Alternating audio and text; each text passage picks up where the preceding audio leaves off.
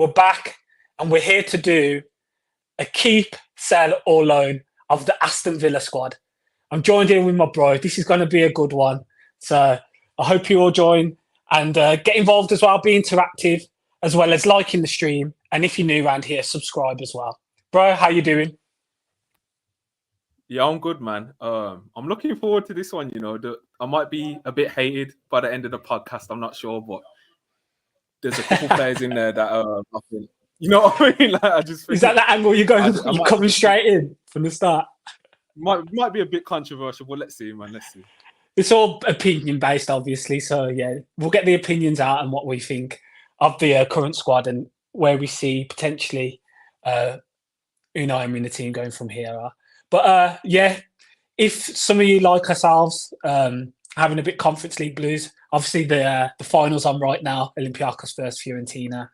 Got it on in the back anyway, but it would have been nice if we were there. We'd have been out in Greece right now. But yeah, we was in the Conference League. What? I don't remember that. Mad thing. Seems like years ago, doesn't it? Against who? Olympiacos. What? Well, yeah, bro. Let's get cracking then. Let's get cracking. Do you want to start? First player that we're gonna do, keep, sell, or loan. Emi Martinez. Now here's a player that's been incredible for us this season. Got some of the best stats in the league for all the best metrics for a goalkeeper. His saves, his passing, all improved. Won the World Cup last year with Argentina. Backed it up with an even stronger season, in my opinion, for Villa. So incredible this season. I think he was.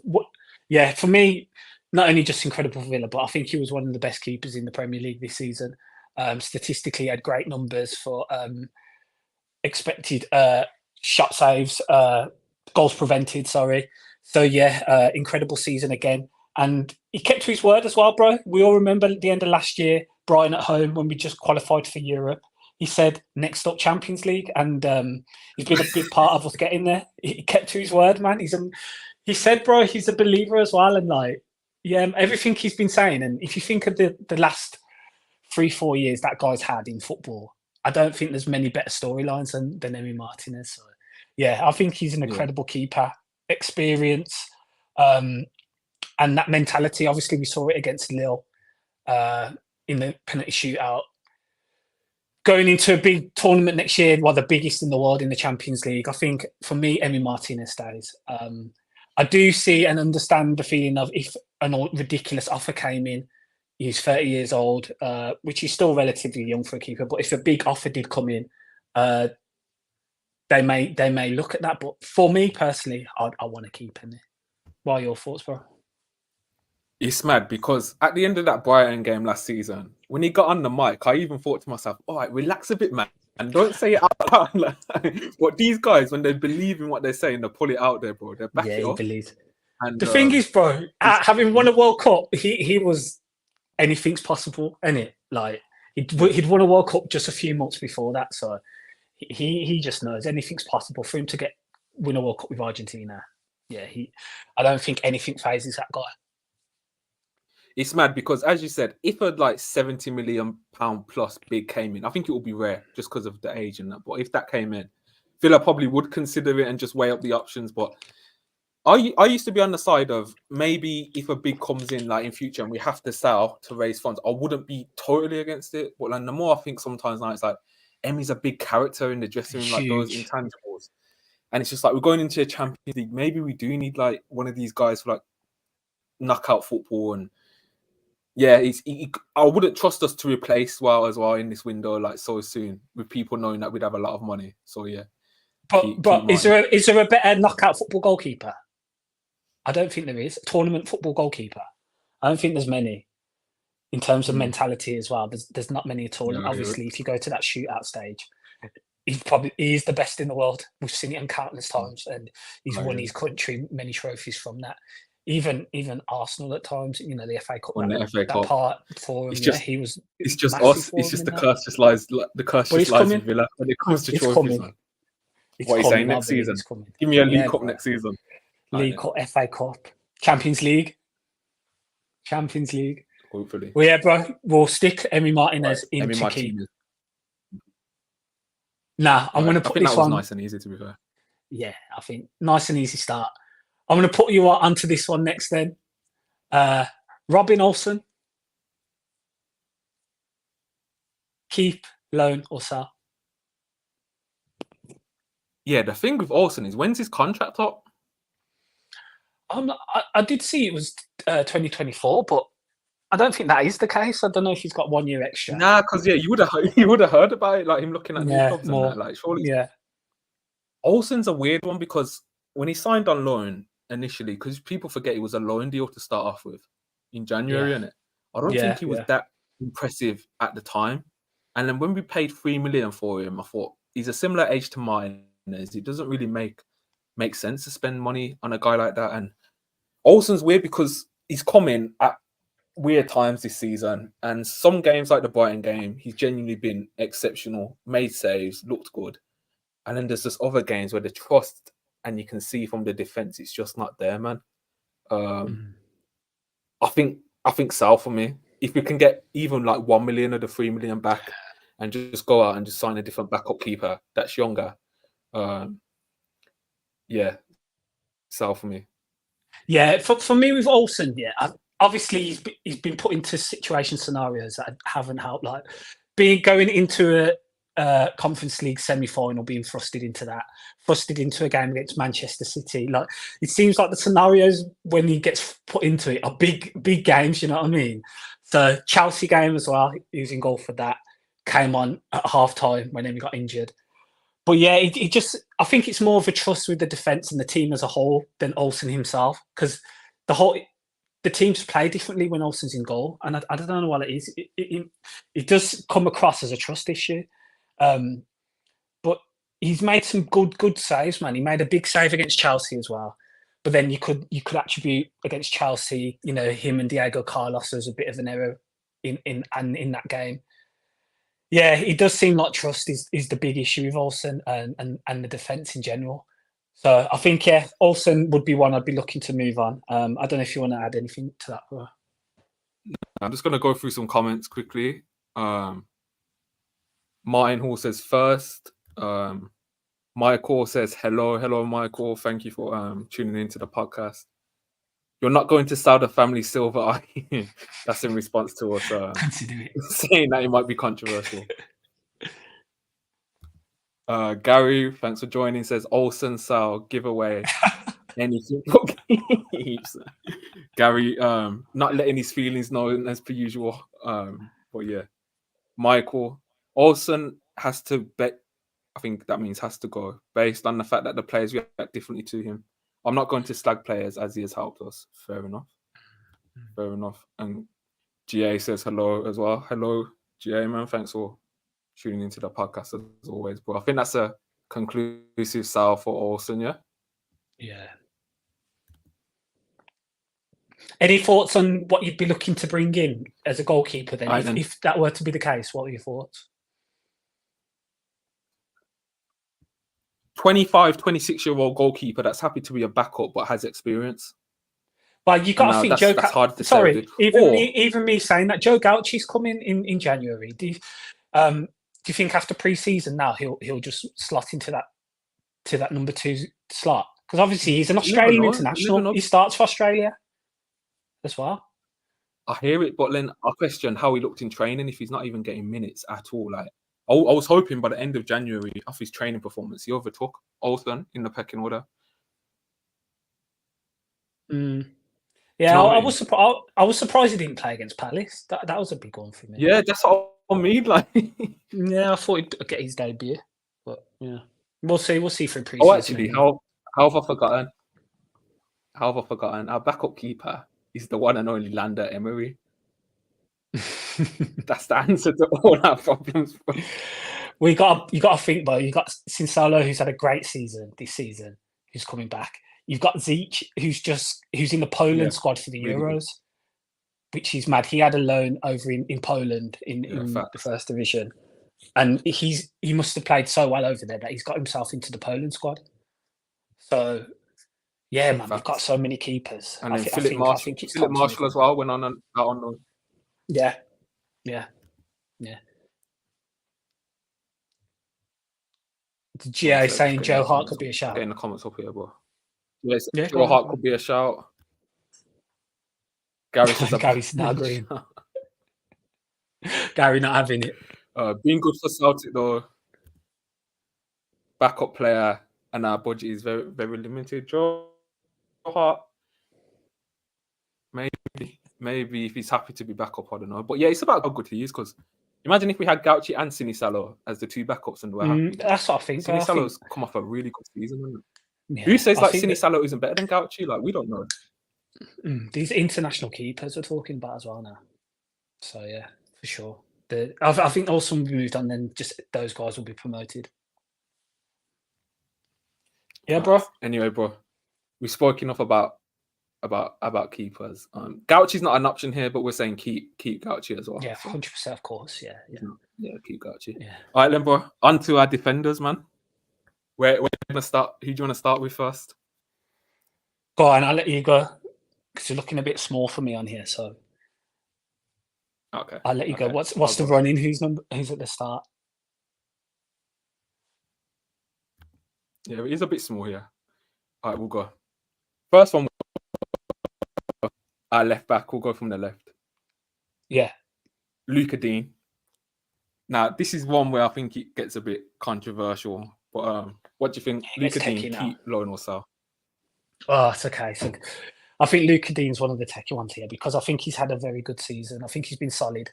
I think this is one now where if the club are in a situation where we are tight on PSR and we're going to have to move players to sign players, and that's the situation, and we're trying to reduce the wage bill. I think Luca Digne will be the ones who'll be looking to move on. He was close to. I think we forget he was close to that last summer. That was close to happening last summer. Yeah, and it was what's a Sevilla left back called? Acuna.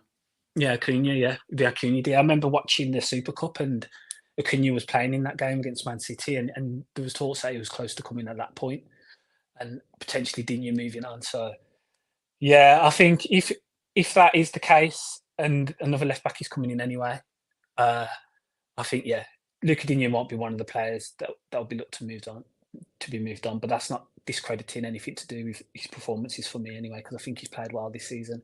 I just think with the age and his wages that he's currently on, he's one of the highest earners within the squad now.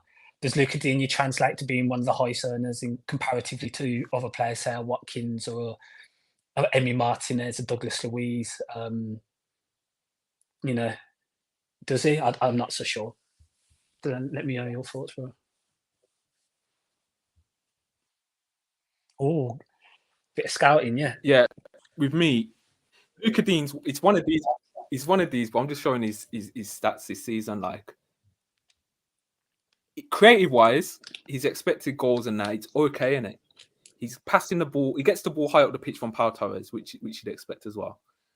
Yeah. But for me, I think both things can be true. I think you can say he's had an improved season from last season, which he has. He's cemented the first team spot because there were times when Moreno was fit and he was playing over Moreno. So Moreno had kind of a bit of a drop after injury. But I just think we can be rational about it and we can say Dean is on 120k a week. He's not getting any younger. Like this will be an ideal time to sell age-wise. He's 31 soon, I think. Yeah, he is. I do think as good as he can cross the ball in from like a standing position, like he can be really good at that. Sometimes I feel like when he gets the ball into space, he can be a bit slow and it allows the opposition to get back into their shape. Whereas if you had someone with like real pace to attack the box, we could probably create more chances. And I think as well, like defending 1v1, sometimes he can get caught out. Like he's improved this season. There's been some games where he's shut players down. But then I think against Chelsea, like Madueke had him that game as well. And that was a game where I thought, oh, he's struggling a bit. So it's not even a knock on the player personally. It's just more the profile. And because we do need to sell, I just think this one's just a no-brainer for me. Yeah, I do agree with that. When you do look across the squad and potentially with the age profile and the salary as well, I think Luca Digne's one that he could look to move on, and there's potential to improve on him. If it isn't Alex Moreno, there is definitely potential to improve on it, and there are players that can be brought in on a lower wage, lower in age, who could do that. So yeah, I agree, bro. I agree. Let's see what the comments are saying. Michael says Sal. Gary says Sal, no disrespect, but he's a left back and his biggest earner, which is facts. Michael, he's been good, but his age is going up and his value is going down, plus high wages. That's the thing as well, man. The value, like, do we get a better chance to sell than right now? It's just one of them. Dean's always going to have a big name based on his career, and I think there'll always be interest. But he's had a great career, look at him. Yeah, Dean has to go. His wages are insane and not worth it for a player like him. Been very average, in my opinion. I think the casuals are the one who want to keep him because of their why not mentality. Fair enough. Gary, he's staying unless Saudi comes calling. That's the thing, though. That's a very good point, Gary. Yeah. Carry on, bro. No, I'm saying it's a great point. Do you see suitors? Not in Europe, and not that will pay them wages. You'll be a Saudi Arabia or Qatar one. So those were the teams that were interested before. I remember Al Ahly were the ones interested last summer. Yeah. And we have to think as well, Emery's first ever signing was to replace him. No, it was Alex Moreno, wasn't it? That was the first thing he did at the club. So and the end of that half of the season, I think the majority of Villa fans would have said Alex Moreno was the starting left back before he got injured. He'd played himself into being the starting left back, hadn't he? So yeah, we'll get on to Alex Moreno because he kind of hasn't got up to that level as of yet. But yeah. Luiz in talks with Juventus. I did see that tweet, but I think it's just BS right now. I don't even think Juventus have got bread like that. Luiz in talks with Juventus. I did see the tweet earlier. But...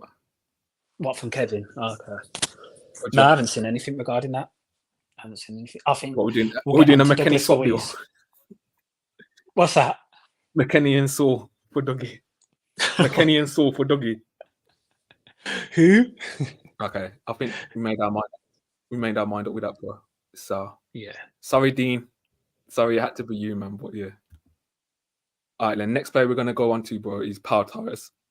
Keep Lauren or Sal Pau Torres. Keep.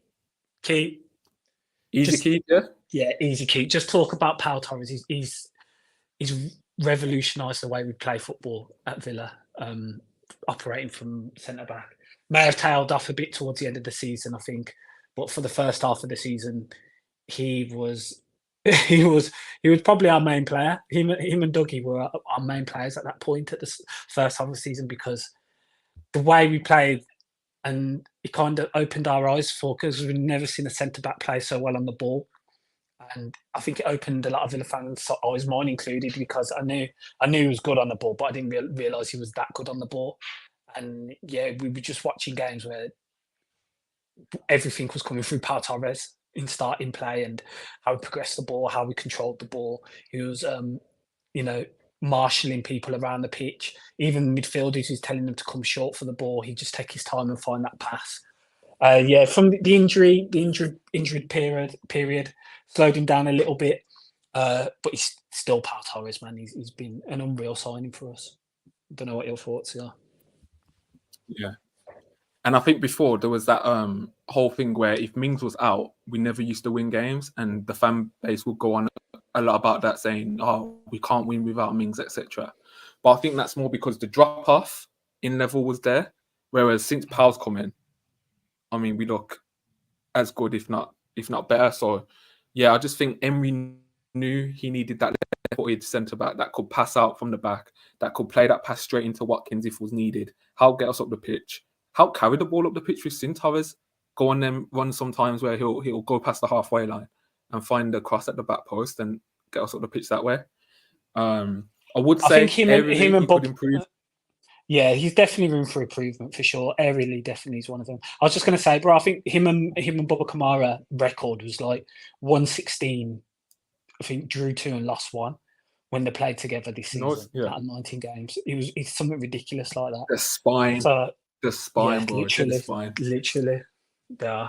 But yeah, definitely aerially and in some defensive actions. Although he has improved on that, but there's sometimes still these defensive actions do let him down.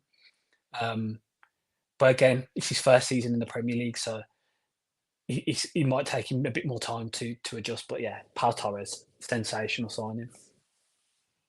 Yeah, he says absolute keep. Michael says Pau is family silver keep. Gary, unanimous. Torres is a keeper. Not even in the whoever the Spain manager is, stop smoking. Put it down, bro. That's surprising, isn't it? No Pedro Porro, no Pau Torres, bro. I'm seeing another Pau in there. I do rate that young Barcelona defender. Actually, I'm not going to get onto him. He's Cabrasi. Cabrasi is decent. Vivian, I saw that Vivian in there. Shocking, he's not been selected. Yeah, that's a good. I just worry sometimes where like players might think, "Oh my God, I've got Champions League, but is it because of the club I'm at that I haven't been recognised?" So it works both ways, I think. I usually am, but this season we got Champions League football, so I think I'm not really concerned about that reasoning, to be honest. But usually I am. I do think players, if they're not selected. No, I think that enhances my point even more. The fact we got Champions League and he's still missed out. Like, is there a club bias in Spain where it's just nepotism with like Barcelona players and Real Madrid players and stuff like that? No, I agree with that, but I'm saying I'm more the point of the actual player themselves, like of their opinion of them playing. Oh yeah. Fair. I'm like, oh no, we've got Champions League football. That wouldn't even cross my mind. So yeah. All right, next player. Yeah, I was shocked to see that. I was shocked. I can't lie. Next player, Alex Moreno. Keep, loan or sell Alex Moreno. I'll let you go first on this one, bro. You want to let me? Okay. I love Alex Moreno from last season, but even I can be objective enough to admit there was a massive drop-off coming back from that injury. Like, he looked like he couldn't get past his man anymore. He looked like his passing wasn't as good, his link-up play. I think he missed Ramsey, who he had big synergy with last season.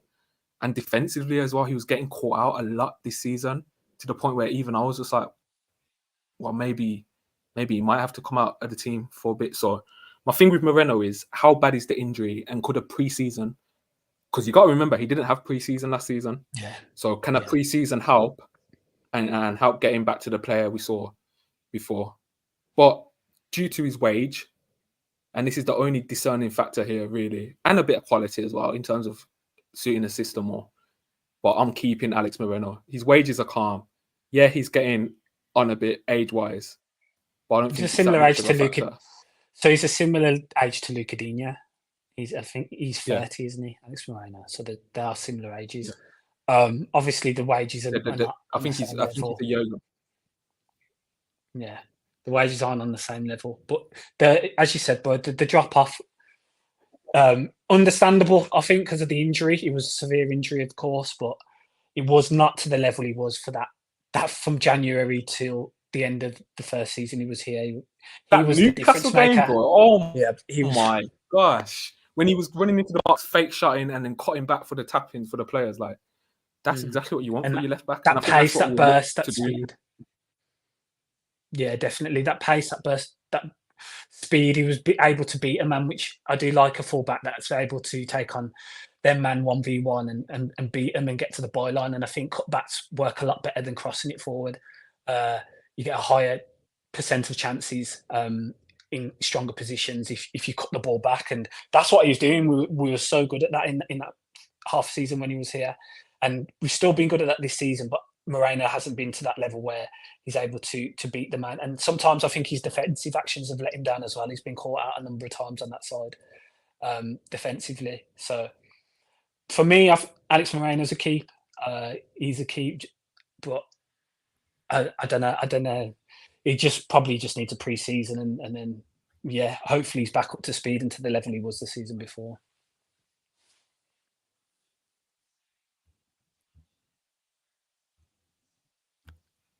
Alex Moreno in keep. Yeah, bro. I think I agree with you.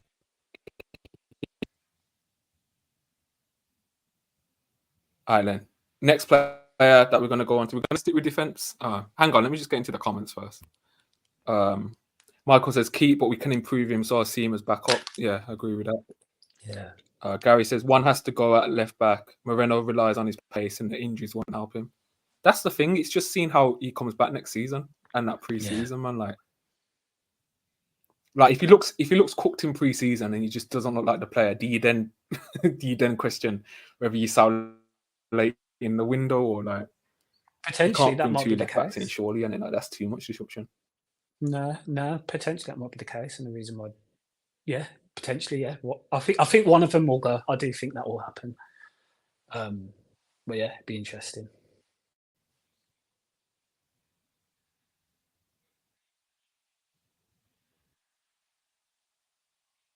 Yo,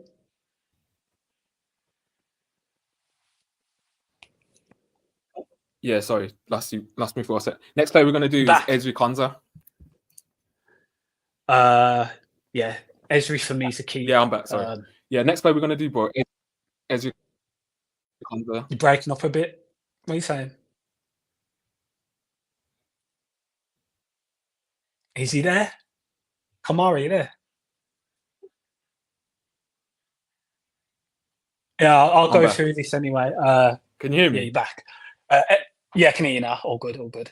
Yeah, Esri Konsa then for me is a keep. It's Esri, man, starting for us when we got promoted, and he's been through it. He's been through it, man. Yeah, it's just so good to see him how he's gone up in his performances. I think Esri's one that's really grown. There's a few players that have really grown with us and got to these levels, and now luckily he's in the England squad for the Euros. He's had a fantastic season for a number of stats. He's one or two of the defenders within the league in terms of dribbled pass stats and yeah, some of the other defensive ones that he's got. But Ezri Konsa, it's just so good to see how he's grown, and that 12 million we did spend to buy him from Brentford looks an absolute bargain. I do remember seeing a tweet from back in then, like a Brentford fan regarding saying, yeah, look at all these. We've got like 4 centre backs that are better than Ezri Konsa, and we've got this much money for him. And it's one of those. It's just absolutely come back to bite him, man, because Ezri Konsa has just grown and grown, and he's one of our best defenders.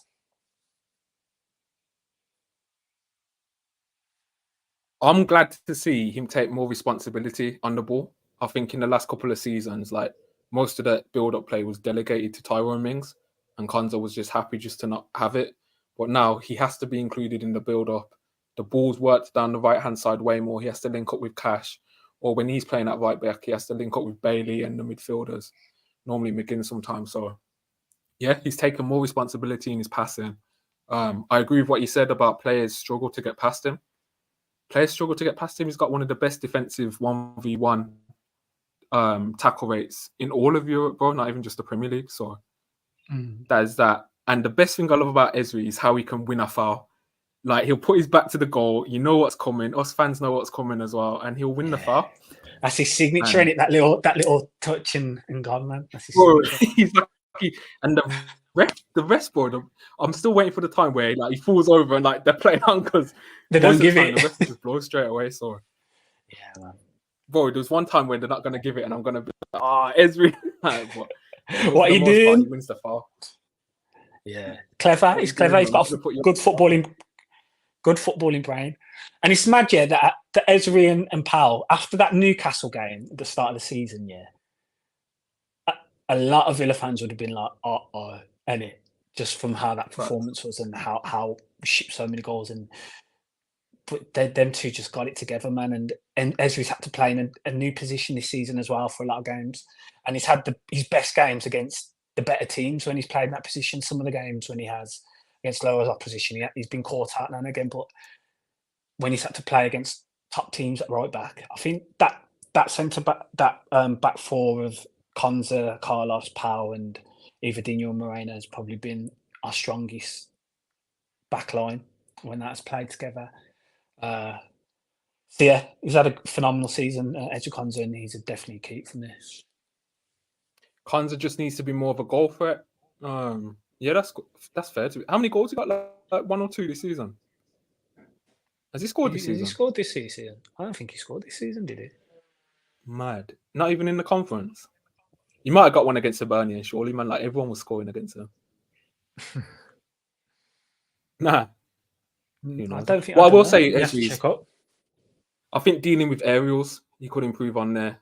Winning his back aerial duels a lot more. I think he could improve on that. That's our weakness, isn't it? Yeah, I ball seen power. something today from Under the Clash, going back a bit about Martin O'Neill era.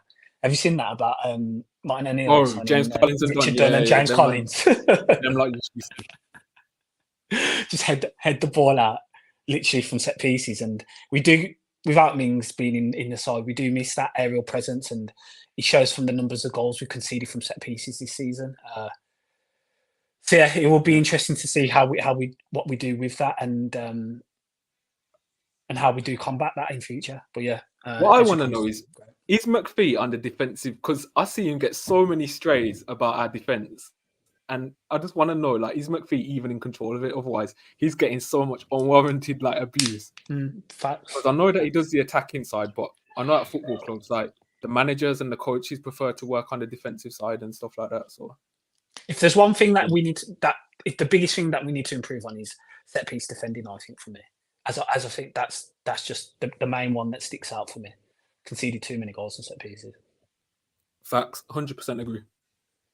My son has stitches every time he buys that foul. It's funny because he's already going down to ground and he know what's coming, and the player always puts their hands up straight away. As if I didn't even touch But him. it does that little. He has a little look in it. Has a little Yeah, look. yeah. And He always looks. He's gone. There's Signature move. All right, bro. Let's start getting through these a bit more. We're gonna go Callum Chambers next. Keep Sal loan. Callum Chambers. Sal. Yeah, Sal. Yeah. I think he's come to that time. It was in January, and Unai was kind of said he was surplus to requirements. Remember, he wasn't involved in the Conference League squad as well. He got taken out of that. Fair play to him, because that impact he had from coming on against Liverpool got us Champions League football, where he kind of cemented it, because it meant Spurs had to beat City, and maybe if they were in the mind frame they could have got a point against City, it would have been different. But him coming on along with Duran, he pressed McAllister for Duran's first goal. He pressed him, bro. He was a heavy for McAllister, but I'm not gonna hate too. It was in the wrong position, man. You can't hate on that. Can't hate on that, man. He's done his thing, and like he was there in it, but like the way people talking like he went flying in and like bullying McAllister, like it was a flop touch on it. But the pass, you have to be there for that touch. The pass to Duran is good after, and Duran just Duran like, against Alisson smacks it in. Licked it. Yeah, man. Okay, next player, bro. Diego Carlos, man. This is another one now. The Thing from Fantastic Four, bro. The Brazilian machine, the UFC fighter. What are we saying? Diego Carlos, man. Diego. Hard. It just. I think Diego Carlos' biggest weakness is his concentration. It's just his concentration, because when he's on it, he's on it. The game at the Emirates against Arsenal, he was imperious. Like, he was reading the game well. He was stepping up well. When the ball went over the top, he was tracking back. He was showing elements of his pace as well, and his ball playing was top. But there's just some games where his head's just off it. Now, sometimes I think it's when he's not playing alongside Pau Torres, his kind of levels drop off. I don't know why.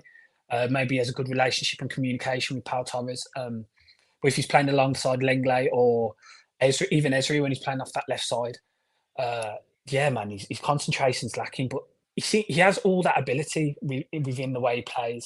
He's obviously got the physical stature, but he can be rash at a lot of the time as well. And yeah, his concentration does let him down. Again, another one came in under Steven Gerrard. The profile we were looking at that time was players with experience who are a lot older age. Think of Luca Digne, think of Diego Carlos. You had Jan Bednarak coming on loan. You had Leander Dendoncker coming as well.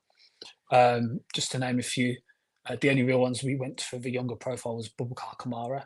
Even Philip Coutinho came in as well.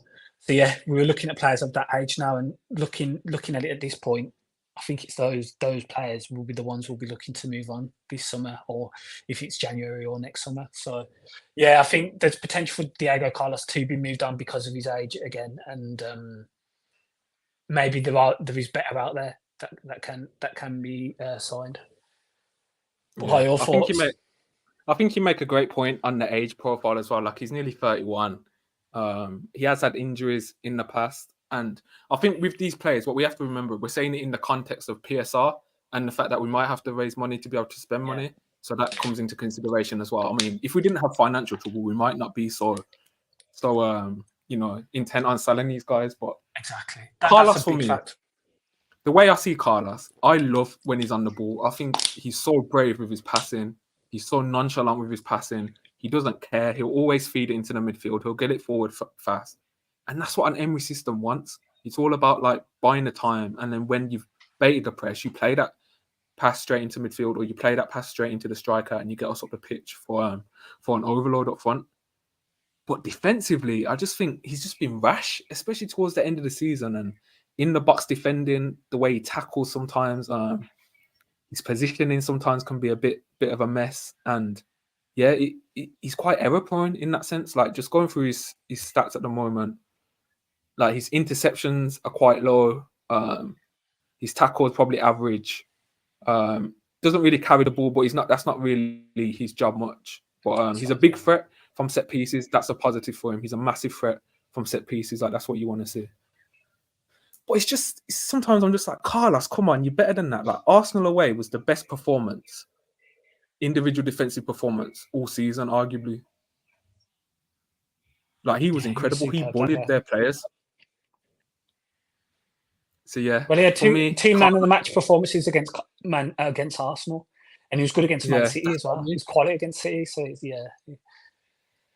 it's mad because carry on. No, because he ticks the factors with experience again. Great, really good European pedigree with Sevilla. Obviously, he'd played Champions League football before. And that's a similar lines with Luca Digne. That's a player that's played Champions League football before. Whereas a number of players, it'll be new to them. And although we had a good learning experience this year with European football, and I know a lot of the players, they even came out and said, playing European opposition, it's a totally different ball game to playing Premier League opposition. You play against sides that play differently and they have different tactics compared to Premier League sides. But the level does go up now. It goes up quite a step. We miss the next step and we go into the next step up with the highest level. And maybe those players with that experience potentially would stick around, but then you have to weigh it up with the wages again and the age. Carlos had a huge Achilles injury. At times this season, he'd get an injury after a game and he'd have to miss a couple, then come back into the side and miss a couple. Towards the end, though, it seemed that he'd finally got back to full fitness. But yeah, tough one. I think that's a tough one, but I do potentially see Diego Carlos leaving. I think it would be a sell for me. Mom said if Carlos won't be a big loss. Yeah, man. Depends on who. How much would you be looking for Carlos, considering his age? I don't know. Do you make more money than you bought him for? I don't think so. I think you'd be looking at like 15, to be honest. Same. Agree. And that just goes back to the point again, like, yes, old players aren't necessarily bad footballers, but when you talk about like resale value and moving him on to be sustainable in the future, like it's important. Like we could lose money on guys like Dendonk, Dean, Carlos, like, you know what I mean? To me, that I'm not really of that much with those players because they look at the position they've got us into. Like we've got Champions League football, man. We have to take that into consideration. I think small, if hand on our heart, a small percentage would have thought we'd get Champions League football at the start of the season. A small percentage of fans. So these were big players within that and helped us within that. So you can say maybe at the time or looking at it now. About age profile and that, but then you also have to consider, well, these are the players that started week in, week out and got us to that position as well. So sometimes that take I'm not too sure on. I think my thing would be you can have both. Personally, I think like you can still buy guys that can get you into that position under a coach like Emery, and you can still have their performances lead into them being sold on for more money. Because the point you've made is true. Like we have to respect them that got us to Champions League. But them getting this Champions League hasn't enhanced their price more than what we bought them for. So that just kind of shows, even though they've done like this magnificent achievement, because of their age, they still lack that resale value where other players, now that we've brought in, might go for more, like even like a Leon Bailey. Like he had the time where he could maybe not play that well, and then he has a couple of seasons and he has a great season. He's still 26, and like you still would be pretty guaranteed that you'd sell him for more than what we bought him for right now. So no, yeah, that's more my definitely. point. But I agree with what you're saying. What were we saying? Carlos Salden? Yeah. Carlos. All right, we're going to try speed through some of these. Well, we've only got 2 defenders left anyway, so yeah, we'll go on. Tyrone Mings, bro. Keep. Tyrone Mings, keep. Fingers crossed he's back to the level he was when he got injured. I hope everything's gone well for him and he has a good pre-season and he just gets back to that level, because I think there are some instances where we do miss Tyrone Mings in the side. I don't know if he's goes straight back into the team. I'm not sure, and that's good. We have the options, and there'll be plenty of options now at centre back. And I can see us signing another centre back if a Diego Carlos was to go. But as we stated, with aerial presence at times, we do miss Mings in that regard, definitely. And yeah, I remember just qualifying for Europe in Emery's first season for that half season. Our defensive record was very, very good, and we were keeping a lot of clean sheets at that point as well. We were winning games in a different manner to how we were winning them in a lot of the games this season, where our tactic was to outscore other teams, whereas back then it was we'll win by a goal and we'll see it out. We have the confidence and the ability to see the game out. So yeah, definitely a keep for me regarding Tyrone Mings.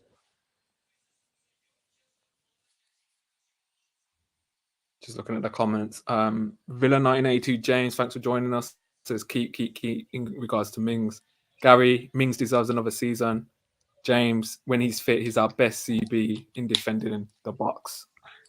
Michael says keep Mings, but I have to stress we must be patient with him physically and mentally, and he needs our support as he will struggle to get match fit. That's a big factor, for sure. Facts. I think with Mings, I wasn't the biggest fan under maybe towards the end of the Dean Smith era and like the beginning of the Gerrard season. Like I did think we could improve on him. But under Emery, when he came in, I can even admit his levels improved way more. Like his passing was better, his defending was better, and he was looking comfortable. He'd knocked out the mistakes. I can only really remember Leeds at home where he had a massive mistake on the ball, which led to them getting a big chance. But yeah, he cut that stuff out, and he was unfortunate. He did get the injury against Newcastle. My expectations for Mings' performance level are super low coming back. Like I'm not expecting him to go back to the player he was before. I think another massive injury like this, it's going to take time, man. And of course, I think obviously there's not going to be any buyers. I don't think there'll be buyers trying to buy a player coming off that type of injury anyway this summer. So I just think you have to be patient. You have to see how he is pre-season, and then you just use him as a rotational option next year as well. Yeah, but it'd be interesting to see if we do sign another left centre back. Like they might see Mings in pre-season, and they might even then decide maybe we can't fully rely. We might have to bring in another left centre back, or his levels might be good in pre-season and be like, okay, we're good in this position. Yeah. So obviously the team they'll account for all factors regarding that, and they'll see Mings every day. They'll know now. Mings surely soon's operating with the ball. I know I've seen Emery Buendia he's playing on the grass now. He's playing with the ball, so I'm sure Mings isn't too far behind him, and he'll be able to have a full pre-season. So yeah, it's exciting to see how those two come back, man. Because there has been games where they've been missed. They have really been missed. Just because they're two players that we don't really have, like a like for like in terms of how they play. I don't think Emery Buendia and Tyrone Mings, we have like for like players like them. So yeah, they'll be great additions to the squad when they're back.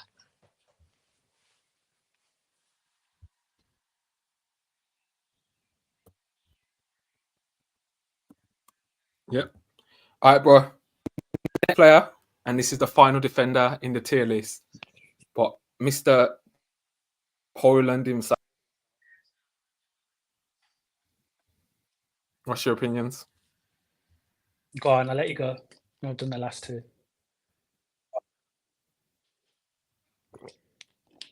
All right, so I just want to go on Cash's stats here first. Attacking wise, his non-penalty goals, non-penalty XG is really high. He gets into the box quite a lot. He has a lot of shots, and that's what you'd want from the left back. His carrying's good. His touches in the opposite box are all good. But for me, where Cash is lacking is stuff like this: the successful take-ons, winning his duels, and the positioning as well.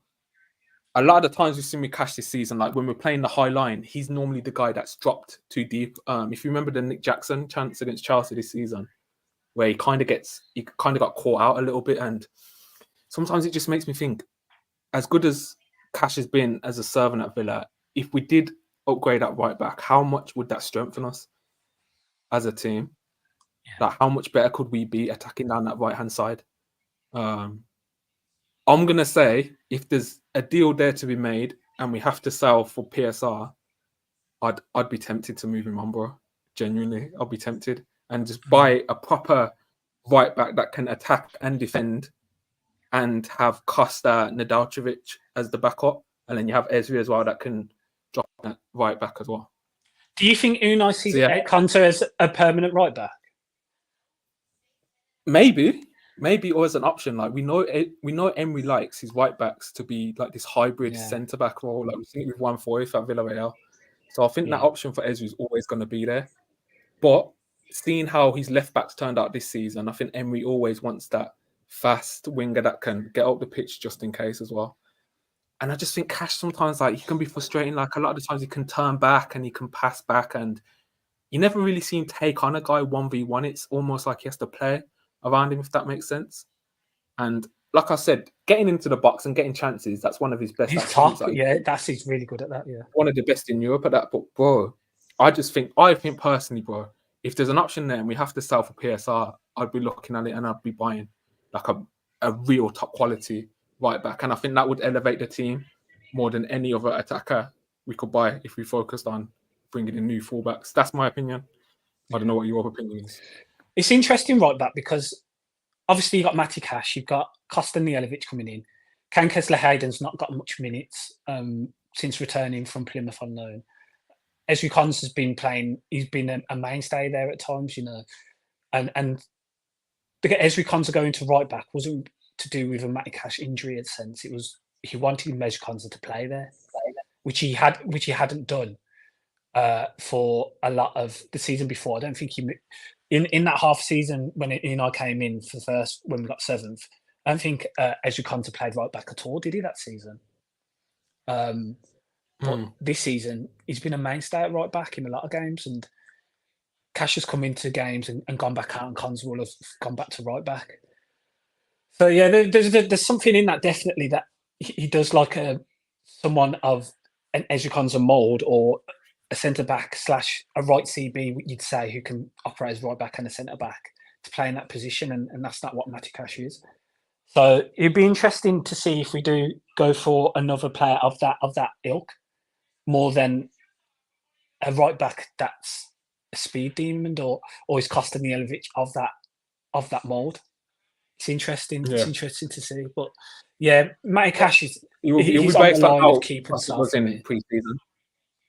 Yeah, of course. Yeah, I'll be honest, but he's a sell for me. I get the fan base like him a lot, and he has scored important goals that people say, but I just get a bit frustrated when I just see him not take his man on, or get caught out of position a little bit, or the slides in the penalty box. Like I do. This is just how I feel. Well, I just think we can. No, I think in the squad, if you look at the squad as a whole, I think the right back is the area we could upgrade. I think that's the area we upgrade the most. That it's possible to do that in terms of the forward line, the midfield, the defence, and the goalkeeper. I think right back is the position. So yeah, I do hear that for sure. But I don't know. I'm not 100%. Let's go into some comments. Or should he remain like still a squad player? James says, keep Cash, good rotation option. Don't think we will get a big enough fee to sell him. Michael says, keep Cash, but again, we can improve. But I believe he will be valuable being in the squad like Bailey did last season. Gary says, Cash will be a fantastic squad player, won't throw tantrums either. Ken says, please no. It's almost disgusted at what we're trying to say. Yeah. James says, keep him, but definitely need a new right back. He has been clutch when needed this season, and he scored an important goal against Lille. Gary says, thinking about it, we need at least 2 first-team fullbacks. Ken says, both sides. Obviously saying maybe we need fullbacks both sides. And James says, I also think Cash has become the new scapegoat. Likes of Mings, McGinn, Watkins, Diaby, give him one more season, buy a second option, and buy a new right back for next season. I hear the scapegoat option thing, but I think there's genuine reason as well for people to maybe be negative about Cash. Like, if you're just saying he's shit or whatever, then yeah, that's just scapegoating That's or whatever. nonsense. But if you provide That is reason, nonsense, yeah. I can say like Cash has one of the lowest successful dribble take-on rates in all of Europe. 1v1 defending, he doesn't win as many tackles as he should.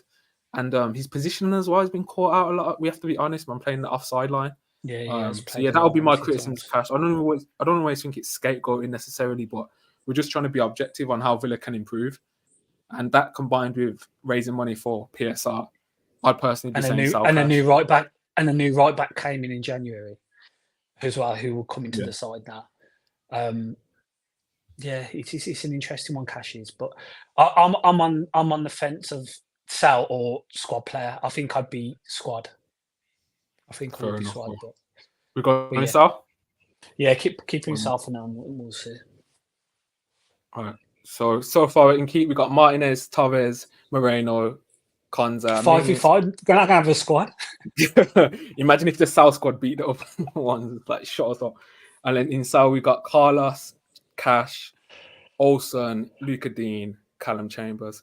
Okay, bro, onto the midfield. Let's probably get through some of the easy ones quickly. Fly through just for the time. Yuri Tillemans, keep, loan or sell? Keep. What a fantastic transfer that was. Yeah, he's done really well. He's growing into his role. He's just got better throughout the season, man. He's just got better and better. And Arsenal away is one of the best performances I have ever seen from an Aston Villa player, period. He went to Arsenal and he was the reason they were pinned back in their own heart. Like, I'm still in awe at that performance from Tillemans. I'm like, just a joke. He looked like £100 million midfielder out there. He did, but he was flying that month as well, just for us. And remember, for England, against England, for Belgium, like he was cooking in that game as well. He was having a mad few months. Shame he got injured towards the end, but yeah, Yuri Tillemans, 100% keep. 23 De Silva, thanks for joining the pod. He says, I rewound the pod to the start after joining, so I'm late behind. But Konza did score this season with that cross-turn chip. Or against Wolves. He scored against Wolves, didn't he? Do you remember that? Oh, yeah. When he went over, he loved, didn't he? Yeah, Duran was doing a half claim. Yeah. He scored. Shout out 23 De Silva, man. Michael says, keep Tillemans. James, keep Tillemans. Ken says, Ashley Young kept Cash out of the squad. That's a good point as well. Kevin says, Cash is either good at defending or attacking, but gives his all, scores the odd goal or two. A bench guy for me. Yeah. Okay, then. What were you going to say, bro? Or... No, I just think that was a good point with the Ashley Young bit. That did pass my mind, but Ashley Young did keep him out of the side for a while, didn't he? Yeah. Boubacar Kamara? Keep. One of the most integral players in the squad. Just can't wait till he's back. Boy, I've seen him, boy. He's chilling at the minute. He's seen him. He's got his braids in. Like, he's just having that family life. Man. I hope everything's good with him, and I hope he's getting the rest. He's doing the physio's going well, man. And can't wait for him to come back. But yeah, the Canes threw me off, man. The Platts threw me off. Can't lie. It's a different guy. I'd love to know what Emery thinks about setting up his team without Kamara, because to me it looks like he struggled to find a guy that can go into right centre back in the build up and covering DM, know when to jump up the pitch to win the ball up high. Like, there's a couple of games against Palace at home where, bro, he's jumping, he's anticipating them playing the ball forward, he wins the ball up high, and it's a quick chip over to Watkins who's in for a chance. Like, when do we really win the ball high now without Kamara? Like, it hasn't really been happening. Like, we'll sit in the mid block and we'll wait more. So Kamara, big miss. If he's not going to be match fit till December, November time, do we still have to buy a big DM and just not risk him coming back? Like, surely we got to be spending big on him. I think you buy DM anyway. Even with Kamara is fit. I don't know if it's to be of the level or more just an understudy, but I think another DM is just that physical aspect, not having to drop McGinn in to have that physical aspect within the middle of the pitch, and allowing McGinn to stay higher up the pitch. Just that presence. We do miss it, and someone who's just integral at getting the ball. Kamara's integral at winning the ball as well as receiving the ball in our first phase as well in that position, and or dropping into that right centre back role that he was doing. And when he's back and he's able to do that, he wouldn't have to be Konza at right back. Then you could go for a more attacking or use a more attacking fullback in that position. So yeah, Kamara's a huge miss, man, and up there's one of our most important players. James says keep. Gary says Sal. Only joking, Adam. Reference to the picture. Kamara back in November. Kevin says Tillemans is crucial, tremendous talent. Yeah. James says I think we're buying Guendouzi. I've seen us getting linked to Guendouzi. Obviously, he was with Emery at Arsenal, and them had a strong relationship. I don't know about Guendouzi. Maybe I don't think he'd be a bad player, but I do think we could get better there long term. With the Guendouzi loan to Lazio, was that because of like disagreements with Marseille? He had disagreements with Marseille. He had disagreements with Marseille. He loaned him to Lazio. Then I think he fell out with the Lazio coach when Sarri left. So this guy's just always beefing his coaches, man. Because I didn't think it was performance based. Because I thought it was quality for Marseille. He was playing well for Marseille. He was playing well. But he went to Lazio where Sarri was. Loved Sarri. Sarri left. Tudor came in, and now he's beefing with Tudor. So he wants to leave. And they only signed him last year. So he's beefing with Arteta as well. Yeah, we need if we get Guendouzi, don't get ripped off because they're going to be desperate to sell if he's not happy there. But yeah, I have seen his agent basically implying Emery's been trying to get the deal done for like weeks now. We were linked with him for time, remember, in that January when we signed Moreno. Yeah. There was all the links regarding Guendouzi as well. Can't Russ do a job? I think Russ is a different type of player. I think we need someone with height that can win the ball and just quickly play. Whereas Russ is more the creative type. Like he's gonna look to link up with players. Like he can put a tackle in, but off the ball, you need someone better off the ball. Fofana rumours gone quiet. Yeah, Yusuf Fofana got called up for France today. That'll be a massive. I don't know. Is Kamara gonna ask his boy to come for his position and eventually overtake him if he's good enough? Him and Musa are talking, man. They got the links. He's a DM, yeah.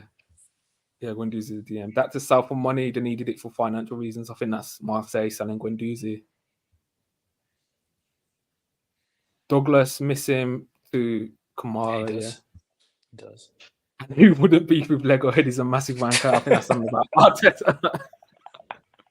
To be fair, I think Arteta's weird with the treatment. Like, even how he was treating Saliba at first, I thought, like, he was blanking him. I think that's weird, bro. He used to blank him at Arsenal. Like, he's a weirdo, isn't he, Arteta? Like, he's a good manager, but he's a bit tapped. He don't see.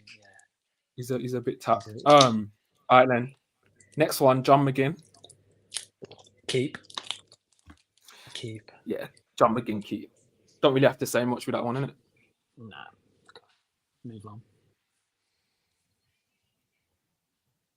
Leander Dendoncker. That's a sell. Yeah, I gotta say, one of the dumbest loans I think I've ever seen. Going to a team where we ended up needing him. I know we couldn't have predicted. We could have done with him, innit? What we could have done with him. He didn't play any football at Napoli. They laughed at him pretty much in the media. Excluded him from the Champions League squad, so he couldn't even play in that. Sat on the bench, rotted, come back to Villa, no increased value, hasn't even played. And now we've got to try and move him on. So this is a Napoli side that finished 10th. Yeah, like they weren't even like balling. Exactly. Yeah. But I don't know. I don't Dendoncker. know if we do. I don't know if we manage to sell Dendoncker. I think that could be a loan you get Just again. I'm begging like Everton just come on and just like just chuck us like 5 Yeah, million. Like even I've seen Everton links. Yeah, but or it doesn't Saudi. say much for the Gerrard era of signings, does it? Like, No. yeah, there's Coutinho as well. We're seeing. I don't know. Is Coutinho even on the squad list? I don't No, know. ain't even there, innit? Even the tier list aren't very It's like that, man. that's what I'm saying. That's another You know, one they that's forgot he's a just Villa player. contracted to 2026. We'll see if he does. If we do end that and he goes to Vasco or somewhere, but yeah. Speaking of Gerrard as well, that guy's been busy in the media today. Oh, he's been waffling today. I want to take full responsibility, but none of it was my fault. I was actually amazing, and all the players are crap. And if they were doing what they were doing now, well, they should have been doing what they're doing now for Unai. You know what I mean? For me, I bet you just watch his Villa games at home. Like that scene in Dodgeball at the end, he's just like, "I'm better than Unai. Like I would have done better than you. and Why did I get the money?" There, bro. It's so good. He had to go manage in Saudi, man. That says it all. And they're 6. They didn't even qualify for the Champions League over there. Their version, the Asian Champions League boy, they're 6, and he gets like all the good players.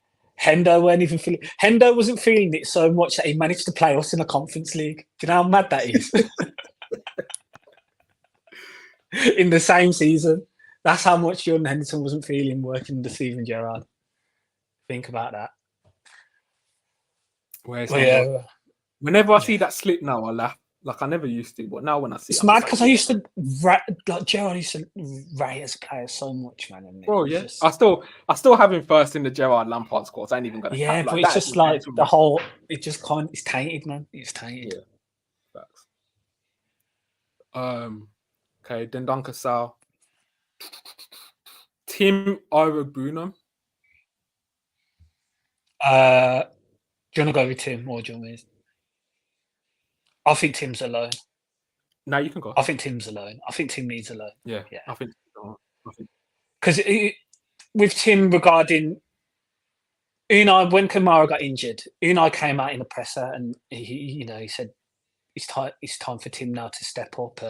It's on Tim to step up now and show what he's about. And in that period, he's not really got the minutes you'd think for a manager to come out and say that. So yeah. I don't know. I don't know if Unai thinks at the level. Has Tim done enough in the games that he has played? I'm not too sure. He's had good moments. He has had good moments for sure.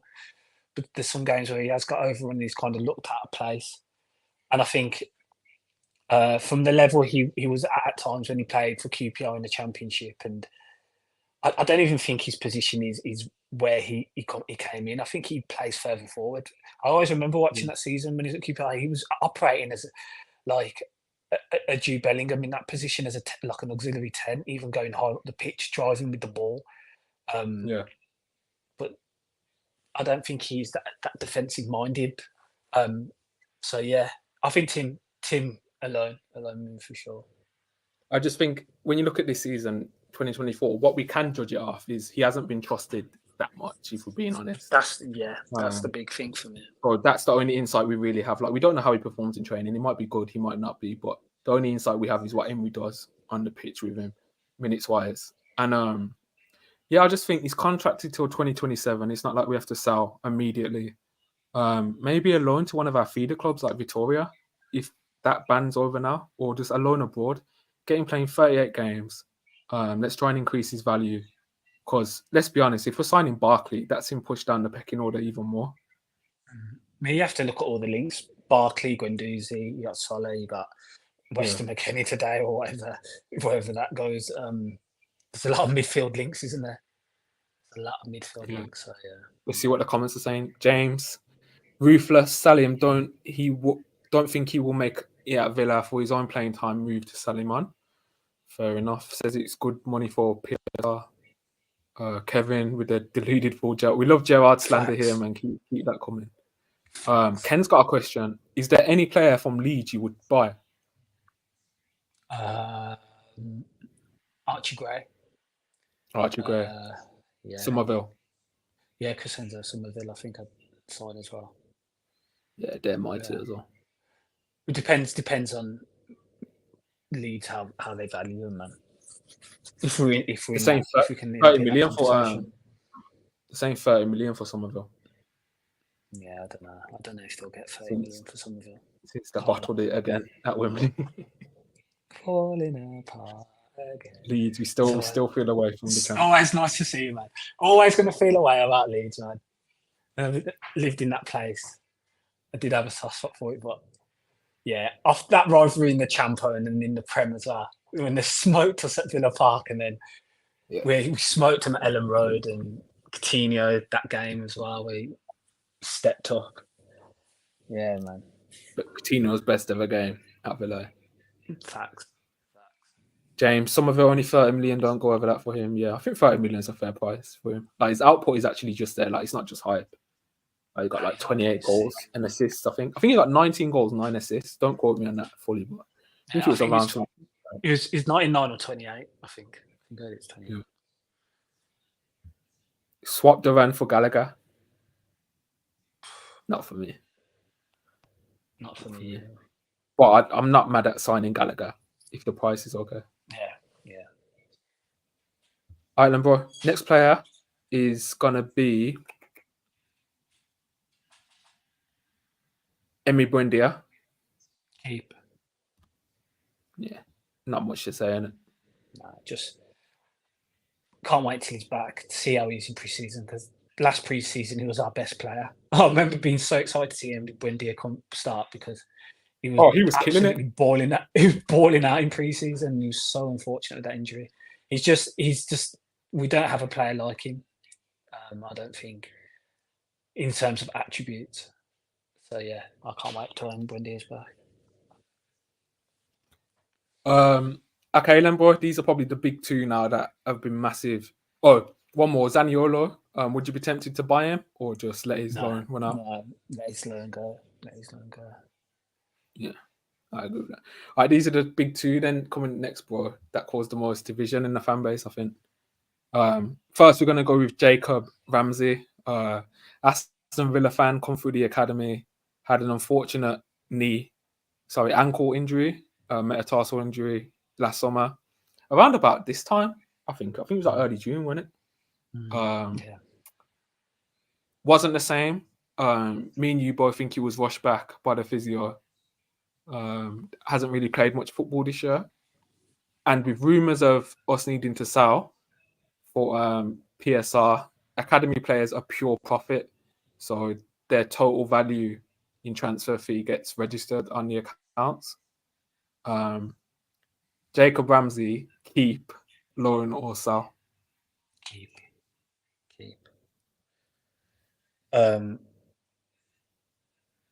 Yeah. I just think JJ, he's just had such a tough season, man. He's just had such a tough season. Probably up there you could put him in the same links with Mings and Buendia and Kamara as well, just because of the injuries. Even coming back for a couple of games and just getting an injury again, that metatarsal has been a big problem for him as well, and then just getting another injury on top of that as well.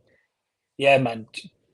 I just think the level JJ was at towards before the start of the season, the end of last season, he was on the cusp, and he was just he was our most important player towards the end of last season, and he's shown bits again this season. I remember the cameo against Brighton, he just looked like he was back.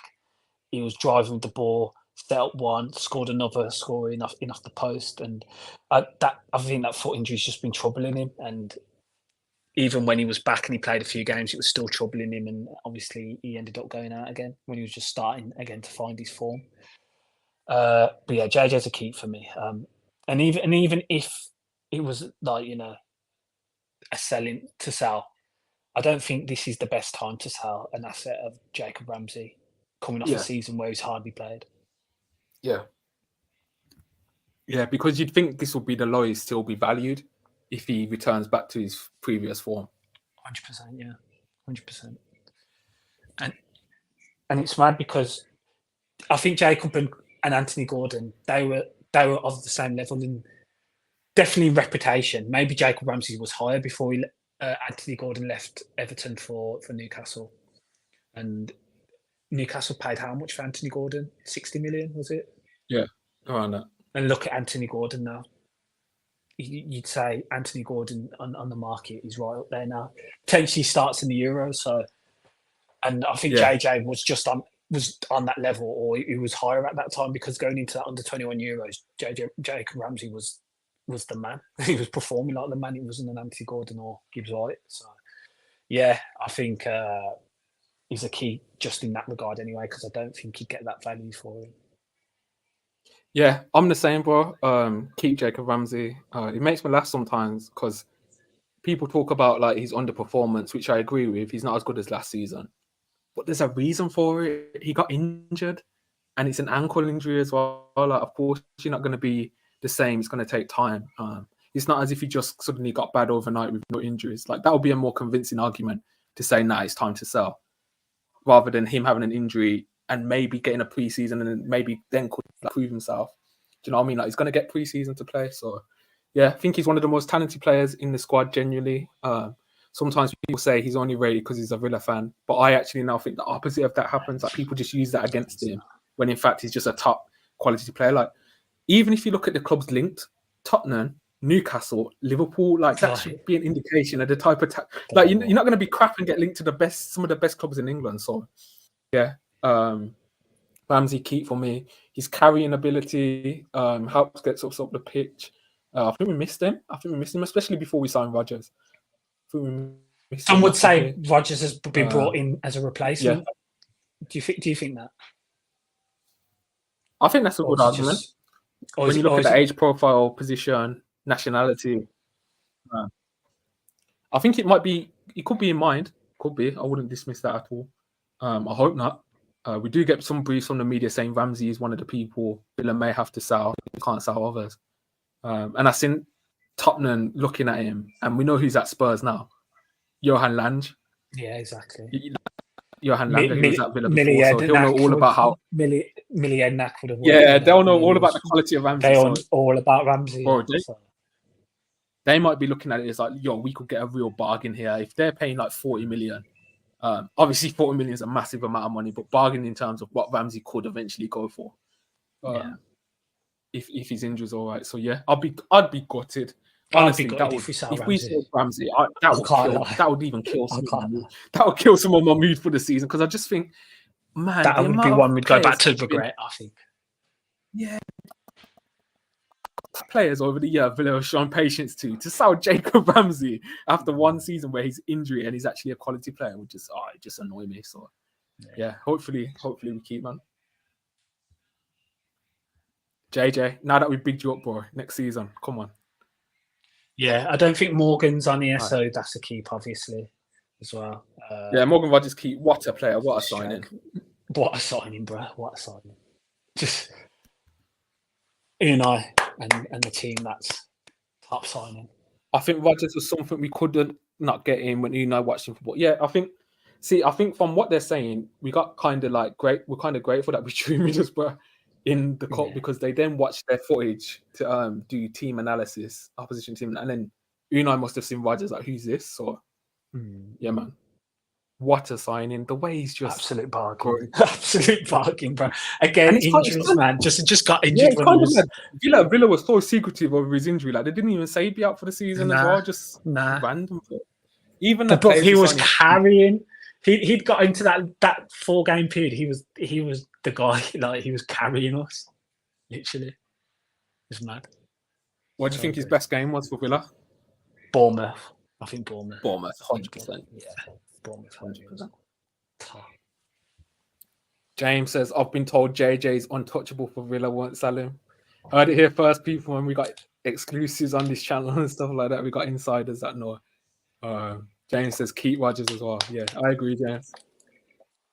Kevin says, Ramsey went to my school, Bar Beacon, just a 35-year difference. He got the Bar Beacon massive. He got Bar Beacon, man. That's what I love about Ramsey, man. Local fun. Great bar locals, bro. Great bar locals. Great bar local, man. Him and Dean Smith, man, just great bar locals, man. From the end. The final midfielder, bro. Douglas Luiz. Douglas Luiz, bro. The guy that's been here since day one of us getting promoted into the Premier League. But in that Conza bracket, him and Dougie, yeah, like obviously John McGinn, he's the stalwart from the champ days. Yeah, he's come through. I think only him, Mings, Courtney Hawes. I think they're the only three, aren't they, that came through in the champ that are still here now. But Ezri Konza and Dougie Louise came in that massive upheaval when the Marvellous Nakambas came, you Wesley's. Oh, yeah. One of the biggest windows in Villa history. Yeah, bro. Trezeguet, like, Anwar signed permanently as well from his loan. Bjorn Engels, like, some players you forget, man, like, who have been here. And Dougie and Ezri, we've just seen them grow into what they were. Dougie came across ex-Man City Academy, had that loan in Girona where he had a really good season in La Liga, and he had experience. He was Brazilian Olympic captain when he was younger. He was that guy in the Brazilian through the Brazilian ranks as a youngster, and Man City couldn't get the work permit. We were able to. We signed him. And within that first season, I remember him and Wesley getting called up for Brazil, like getting the Brazil caps, and always remember that banger he scored against Bournemouth in his first home game, and he just kept growing, bro. Like, just kept growing into the player. Obviously, played in the six, and he was never a six. That just wasn't his position. And me and you used to comment on it quite a bit and say, bro, he needs to play further forward. He needs to be on the ball more. That's not. He needs a defensive midfielder next to him. Yeah, just to take some of that off of him, some of that pressures, and allow him to express himself further forward. And under Unai now, Unai's even talked about Dougie. He's his guy, man. Like Dougie, he's kind of his general, not in terms of his how he plays, but in terms of all information he tries to put through Dougie and gets him to put that out onto the pitch. Obviously, you've got John, who's the captain, and that, but I think he puts a lot of responsibility on Douglas Luiz, and especially against Olympiacos, you saw how much he does, because the one the player who was having to go at the most was Douglas Luiz. Like he was really going at him. So yeah, bro, we've seen him grow for the years, and he's just got better and better and better. Responsibilities increase. He started taking penalties now. He takes all our set pieces. He scored some key free kicks throughout his time here, and yeah, he's just an unreal player, man. But then you obviously seen the links. You've seen the links throughout the years. He signed a new deal. Somehow, under Gerrard and Perslow, he managed to keep him and get him to sign a new deal when he could have gone to Arsenal. I don't know how he did that. Showed his loyalty, man, big time, and has just stepped up in his performances. And links always happen with Arsenal. Obviously, they've got Edu, who's their football director, and Brazilian links and all that. But I don't know with Dougie. He's not a sell for me as a keep, but I don't. If there's one player that I could potentially see going this summer who's a big name, and if PSR is close, I think Dougie is potentially that guy. Than your thoughts, bro. Yeah. I think just to play the flip side of people who maybe want Douglas sold and how they see it.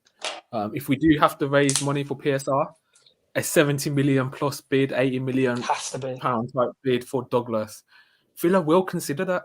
Villa have to consider that if the funds are tight and we are close to FFP. I guess a suitor would be Arsenal. He's been linked with Arsenal so many times. We've heard how much Arteta loves Douglas Luiz. There was rumours that they might go in for Bruno Guimaraes instead, but now Man City are being linked with him as well. So we'll see how that plays out. But yeah, we know Arteta, or Lego head as James likes to call him, loves Luiz. I just don't want. You don't want to sell your best players, man. You don't want to sell your best players, and that's our best player, bro. It sucks, man. It sucks. You don't want it. Sucks. Yeah, last season he won both awards for players and fans player of the season.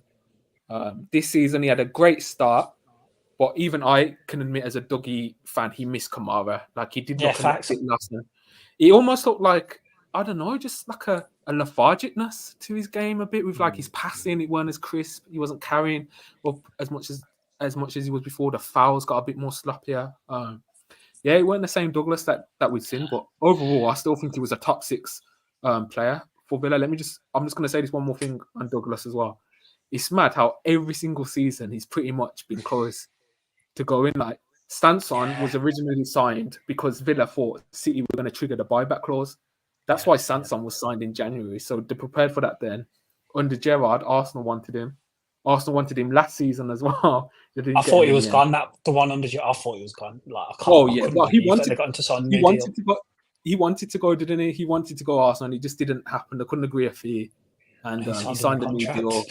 Villa repaid him for. They paid him more money. I know. Yeah. I don't think there's a release clause in that contract as well. So yeah, I think some Brazilians as well, like they respect the club bond. Like you can tell with Dougie. Yeah, he loves Villa. He loves the club. He loves Villa. Like, yeah, you can tell. He loves the club, man. You can tell, man. He loves Villa. Let's get through some comments. James, I had a beer at my local club. His best mate owns the pub. I think that's about Ramsey. James was saying Ramsey's untouchable, so I hope that's true, man. Gary, JJ is okay for now, but needs to sort it out next season. Yeah, agreed. Michael coming in with some real jealousy in his comments. Luis makes me sick. He's a good-looking bastard with a beautiful girlfriend. Has the Brazilian swagger, and like James Bond, I will him. Mad. James, absolutely keep him. We negotiating new contract for him. Apparently, he told Arsenal he wants to stay at Villa. Hopefully, Gary, no, don't get the Gordon thing. What? Rodgers. Don't get Gordon. Gordon's a good player, man. Well, Gordon will start the Euros, I think. Yeah, now that Rashford hasn't been called up, definitely, man. James thinks the Rans are gonna. Michael, Arsenal are all talk. James again. His doggy has to go. Sell him abroad. Can't watch him. Yeah, facts. That's the thing, isn't it, James? Like, if he went abroad to, like, I don't know, Real Madrid or whatever. Not saying that Real Madrid are going to buy him, but it's easier to just deal with that at a distance. Like, you're not that arse. Not this year, bro. The Champions League, bro. What are you talking about? Not this year. Actually, that's some respect. I've got to worry about the potential of Real Madrid for the first time. Yeah, bro. Life. Yeah, my bad. Forget I even said that, bro. I'm waffling. Gary, Luiz is worth the most, and that is peak. Sell to Arsenal for silly money.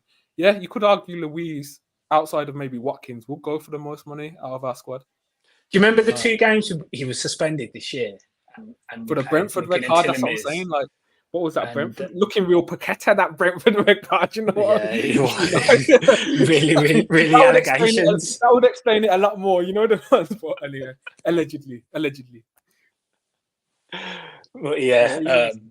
No, you saw McGinn play alongside Tielemans, and in the second half of the season, it's probably our 2 best performances against Bournemouth and Arsenal. So, yeah, man.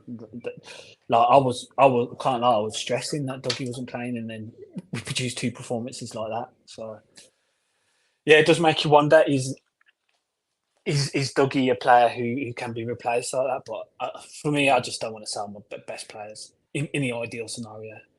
Just even looking at his stats this season, his XG reasonable, his expected goals top 15% reasonable. His passing completion probably could be a bit better, and you probably want him to carry the ball a bit more. But his progressive passes all look good.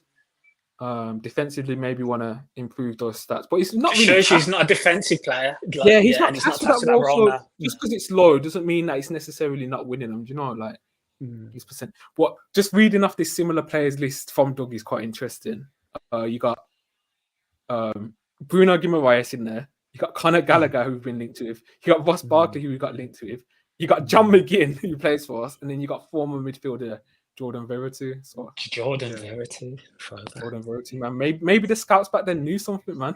Maybe they did, bro. This looks few of them players. They did. It was just the wrong time. It's wrong time, man. The manager was up, and that's a whole nother podcast. And Remy Gard. Well, yeah, we did that. Someone said it. Yeah, some Italian journalist said he's linked to. I don't think Juventus can afford Douglas. I think that's just yes. Who's the biggest wafflers? Spanish journalist or Italian journalist? Oh, Spanish. Spanish.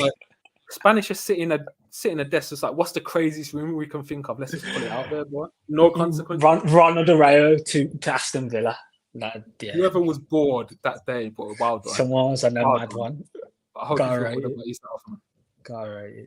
But Italians, they make me laugh. Whenever they're unsure of the club, they'll say West Ham and Villa, and then just throw it out there in the article, and just at least there's a 50% chance they're right. You know what I mean? Sounding like David Cameron, bro. David Cameron's writing them articles. Trust me. Yeah, let's go back to the. So what we're saying, keep Luis. Yeah, I think Luis is the key for me for sure. But I wouldn't be surprised. I'm just going to say that I wouldn't be surprised.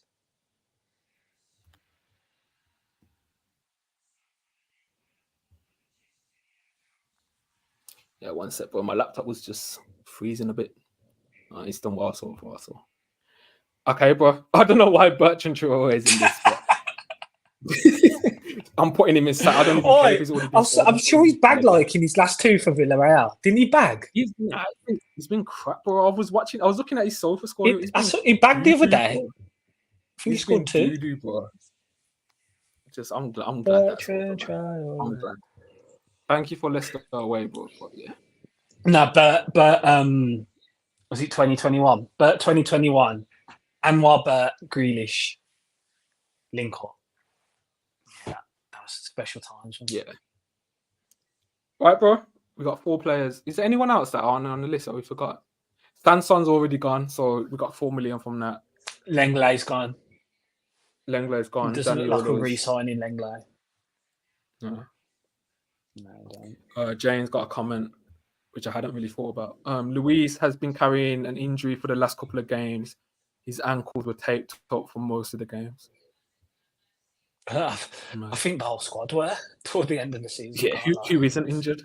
Yeah, they were all, man. They were all. I just think it would be a disservice if Douglas season. doesn't play If Douglas doesn't play Champions League football. At Villa, yeah, that's. If McGinn, Dougie, Konza, and Mings don't play Champions League football for Villa, like, because they're the ones that like. Yeah. They've seen the hardship, man. They've seen the real hardship at the club. So yeah. Oh yeah, Coutinho's not on the list as well, but we're saying so to him to Vasco. Sure. That's such a bad deal. Like terminating the contract after spending 70 FFP wise, that's gonna. They need to be chucking us at least like 2 million or something. Just make it a deal, cause that Coutinho deal as well. Like I get FFP isn't the most like non-top 6. I got asterisks over that friendly, but we haven't helped ourselves with some of the deals, isn't it? But we got UEFA as well this year, like 7% with on the revenue, 70% spend on revenue. So yeah, man, we got the restrictions this year, so might be some wheeler dealing. There might be for sure. From all right, bro. Let's get into these. Let's get into these attackers, and then first one, Moussa Diaby. Keep.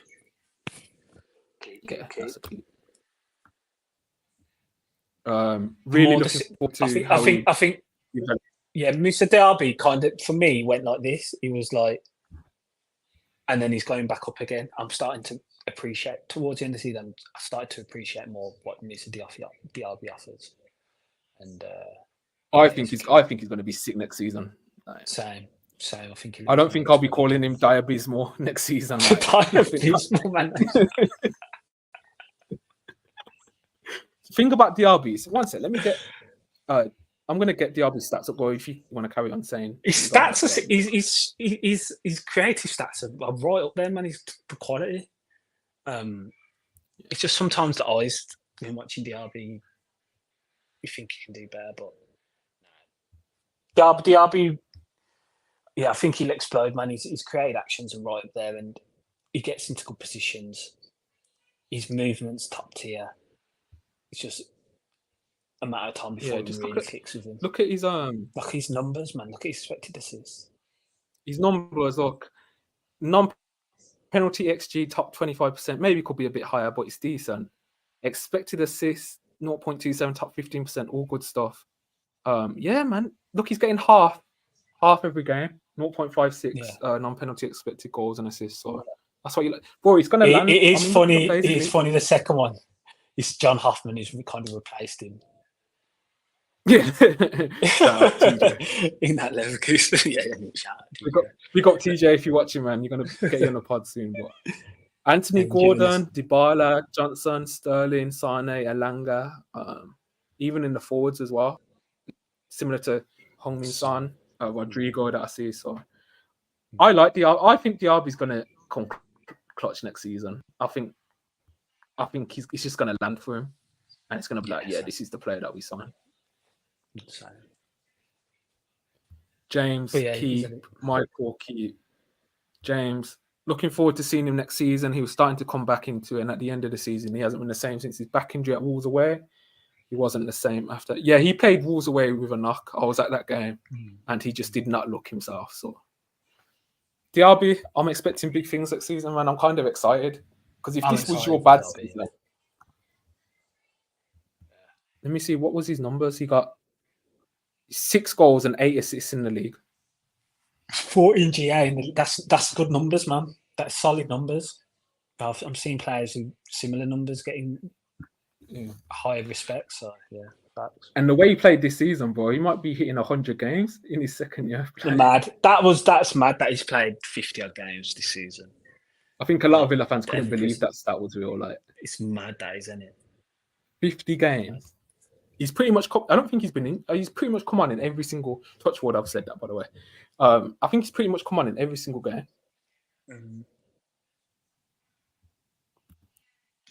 Yeah, needed him, bro. Mr. Diaby, stay. I'm going to put him in. That's a big factor as well. When you're playing so many competitions as well. A player who can play that many games is huge as well. Yeah, fact. All right, next one, bro. Oliver George, Arthur Watkins. I think the two player of the season for Aston Villa. Keep. It's with Ollie. It's hard. It's hard. Watkins on a plus. Go on. Yeah, it is hard. Just to play devil's advocate, do you think we'd ever get a better amount of money for Watkins than after this season? While saying it's hard, bro, it's hard to have a player in that position who's that level. Like, look at the strikers about, bro. There's not many. Like, when people say, like, okay, to sell Watkins, get that much money for it, there's not many players who are of this level. What you do with the money? Like, who are you getting, seriously? And if you go abroad and get someone, how do you know it's going to click? Like, I agree. Okay. But yeah, I was just thinking earlier, like, Watkins is 28, going to be 29 next season, I think. 30 goals. I think forwards is a bit different, man. And Ollie's like, the shape and his physicality, like, he ain't dropped off the 4 years now. Watkins has been here. Yeah, I think that aspect of his game hasn't dropped off. If anything, he's got better. I do think though this will be the peak value you'd be looking at if we were ever considering. I'll be interesting to see if 100 million bid landed on a NWSC table. What would happen with that? How did we react? Because I remember West Ham tried to sign him there a couple of years ago, and Purcell said there's 100 million fee on him, and that was in 2021, and he weren't even as good as he is now. So keep for me. No brainer. Keep Ollie. How Ollie's turned out into an absolute bargain when we spent 30 million on him from Brentford is mad. Like, that is mad. Because he looked on the expensive side still, even though he put good numbers at Brentford for when it was. But he's just trebled his value more, man. It's mad. What a signing. James says keep. Michael says keep. Ken says foreign players have to treat the Premiership with respect. Michael says we can't place Watkins. We cannot replace him. We cannot replace him. We cannot replace him. The one person who said that and then just replaced him. Michael says Watkins is like wine, gets better with age. Yeah, he does that. Gary says we have to club to take him. Gary also says, big up Keenan Davis, man. Out doing his thing. They called him La Anaconda. I don't know what that means. His nickname. You know them ones like. But did you see it? This La Anaconda, you know, that's a madness. You have to be pausing on that one. That's a big pause. But yeah, do you know who the Nazy McGaffer is?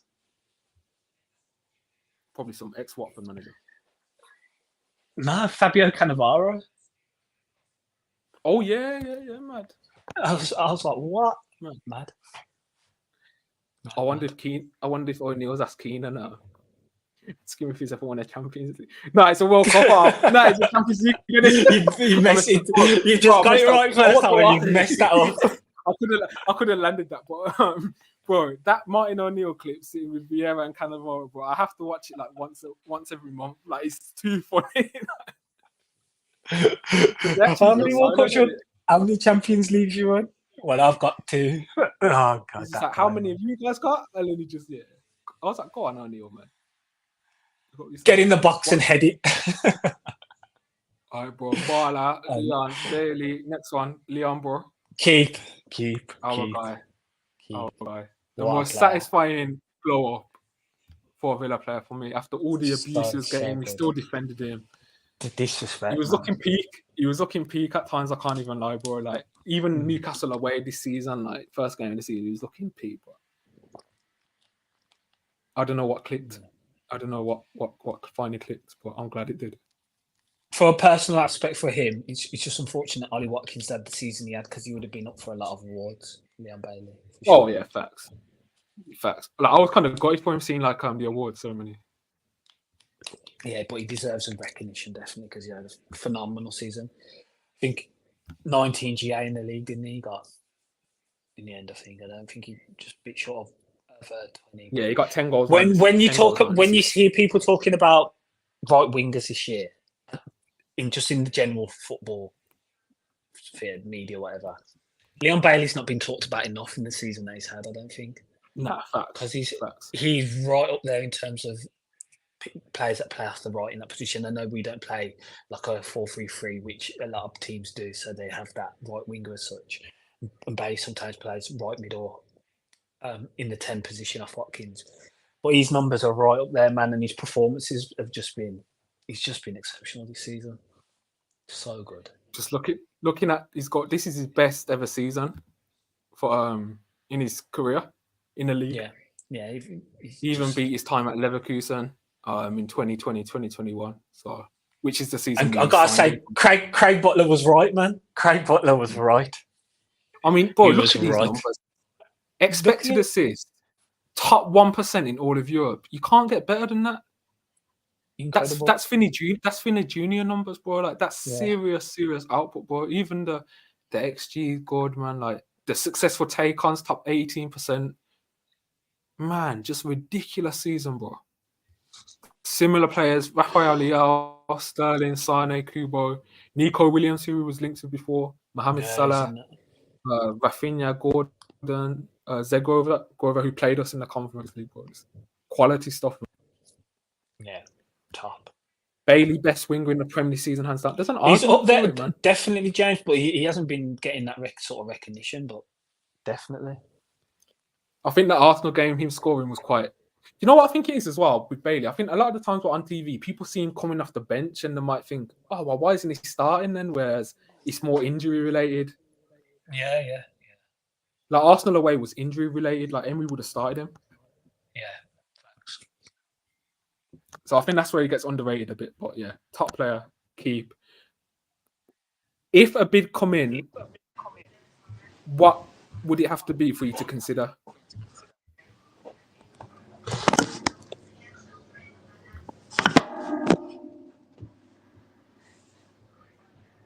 Try again, bro. If a bid came in, how much would it have to be for you to consider? For Watkins? No, for Bailey. For Bailey? Looking 70? Yeah, minimum. Big money. I mean, we signed him for 30 million. Yeah. It's nice to see that Perslow statement's not, we've bought 3 players to replace Grealish. I think we can say it's about 1 3/4 now have done well, isn't it? Yeah. Brendy is going to cement it next season as well. Yeah, exactly. So if it's 2 or 3, it's not bad. Bailey put up better numbers than any Grealish season. Obviously, Grealish was ridiculous, but just on the numbers basis, Bailey put up more numbers. I think aesthetically, I still like to watch. I still prefer Grealish as the player, but Bailey's not far behind. Yeah, facts. Ali's not a Wally up front now, keep. Smooth as ever, Gary, man. Just that. One liner per vid, Gary. Love it. No, I think James is button just spammed here, but 1 billion. Then we talk about selling Bailey. 1 billion, bro. Bailey is silver, can't sell for Michael. Ken says definitely injury. Yeah, facts. That's why Bailey hasn't been playing as much as he probably could have. He's been carrying an injury. We've seen his knees like taped up. So. He's strapped up, man. He's been like that knee's been just been through the walls, and he's been getting some licks as well. Some people are been going in heavy on him, like he's been taking some tackles. So yeah, he's done. Facts. Playing through pain. All right, bro. He's not on the list. He's not on the list at the moment. Yeah, facts. Playing through loads of pain, Bailey. He's commendable. He's not on the list at the moment, but Cameron Archer, keep, loan or sell? I don't know if Cameron Archer stays. I think we might sell him again. Yeah, facts. It's got in, isn't it? He's got in. He's proper got in, bro, because the level he was at last summer, like in terms of how he was being talked about and the performances he was putting in, bro. Like, again, I always think that Euros under 21s, he was bagging in that. He played so well that he was getting starts in that as well. Coming off the back of a season at Middlesbrough where he was integral in them nearly getting promoted. Was so close in doing that, and he was that guy, man. He was the guy, the striker from the Championship. Someone was talking about a striker. It was him or Gorkes. Like they were the hot topics. So yeah, I think it's so hard to judge Cameron Archer based off like a season at Sheffield United. Like facts. One of the worst teams really in Premier League history. There? Like who's really going to like? Yeah, who's really going to strive at that club in the position they're in and the style of player Chris Wilder team plays? Like, yeah, I don't know. I don't know if you can have full judgment on that, but I don't. Considering he was sold, I don't know if he's going to be part of the plans. It was a mad deal. I get why they did it, but it's a mad deal. Like Sheffield United were always going to get relegated, so was it just like a quick money up front for FFP? I don't know. For the books, yeah. But yeah, I'd say Salah as well. Cam. It's a shame because I still think Cam can play. I think he's a Premier League level player. But facts. For one we aspiring to go, I'm not so sure. Imagine if he ends up at Wolves. So there's no Che Adams. I think probably bang there. Yeah, but I think in some teams he'd absolutely go off. Like Everton as well. Could see. Could you imagine Cameron Archer off Calvert-Lewin? Like, I think instead of Morpie, get Archer. Yeah. Like, yeah, I think Archer's still an absolute bagsman. I just don't know if he fits how we play. I'd like to see him in the Bundesliga. I'd like a Bundesliga move for him. Yeah, get lots of space and just finishing. We just see finishing. But yeah, Michael, I wish Archer all the best. James says Archer still has a good season. James also said, I'd rather have Archer than Duran. I said, that's a hot take. Definitely. Gary says 0-0, 18 minutes. I think he's on about the conference. I'm glad I'm not watching this. I'm glad, even if it was 3-3, I wasn't no watch bottom. I'm glad I ain't watching this stuff. James says, I think Cam is off to Southampton or Leeds. Okay, interesting. Leeds is a shout if they sold Bamford. Yeah, bro. If you're trying to get up, if you are trying to get up from the champ, Cameron Archer is the best striker to have. Bro. He's an absolute bagsman in that league. Like, facts. A team's not had him for a full season there. He easily scores 20, if not more. So. Yeah, it'd be interesting. Andy joined the pod. Evening, Andy, man. Hope you're doing good. Yeah, bro. The final player, man. I think it's kind of fitting that he's been left towards the end. Probably my favorite Villa player, just purely because of the chaos, that factor, unpredictability, his age, and the youthfulness on the pitch that he shows. Whether that's a good thing or bad thing as well, and the goals he scored. But John Duran. Keep, loan, or sell?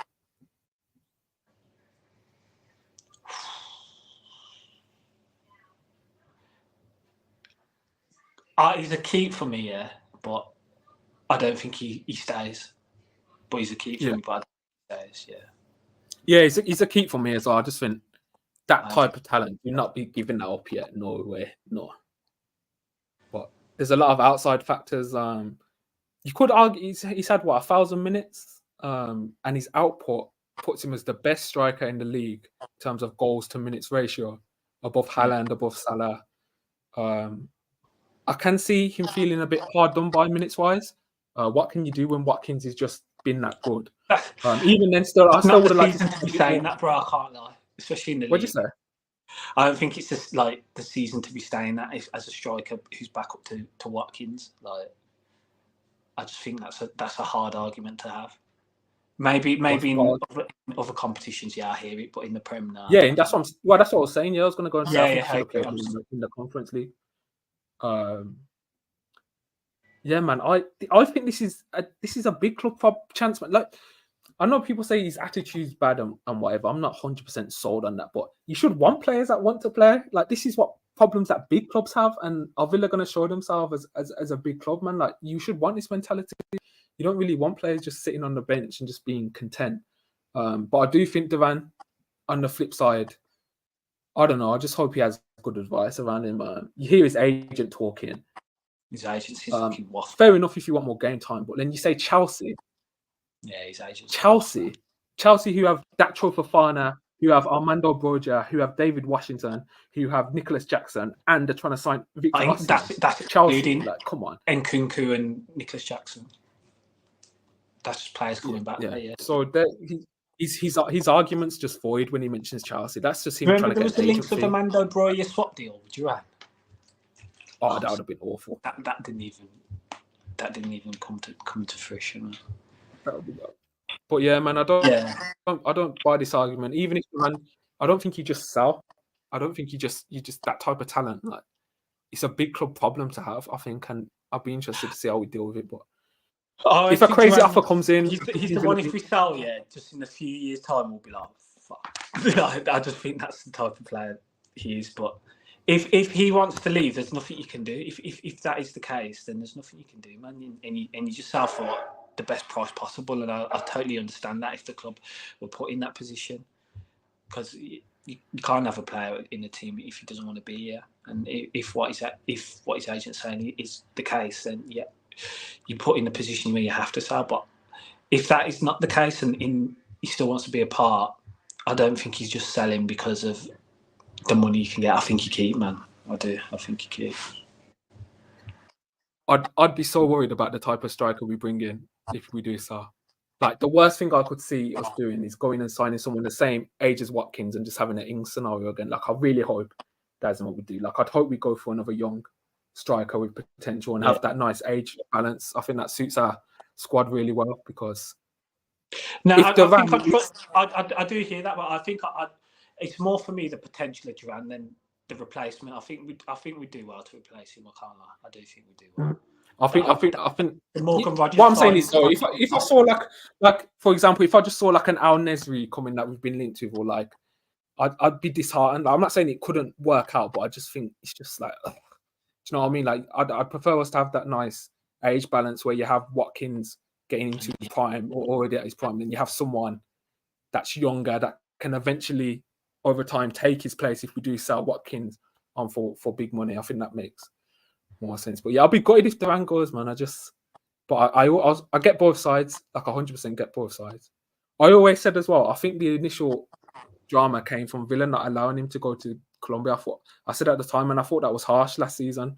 Yeah. Especially when we weren't really using him, and even when we did keep him, I think he came on for like 5 minutes against Liverpool. I know you disagree with that, or you don't feel as strongly with that, but I think it was to deny a player just to go into the World Cup, like the attitude of Martinez going to the Olympics this season. That's kind of been a lot different. Like, people, even if he misses a game, people are like, yeah, let him go.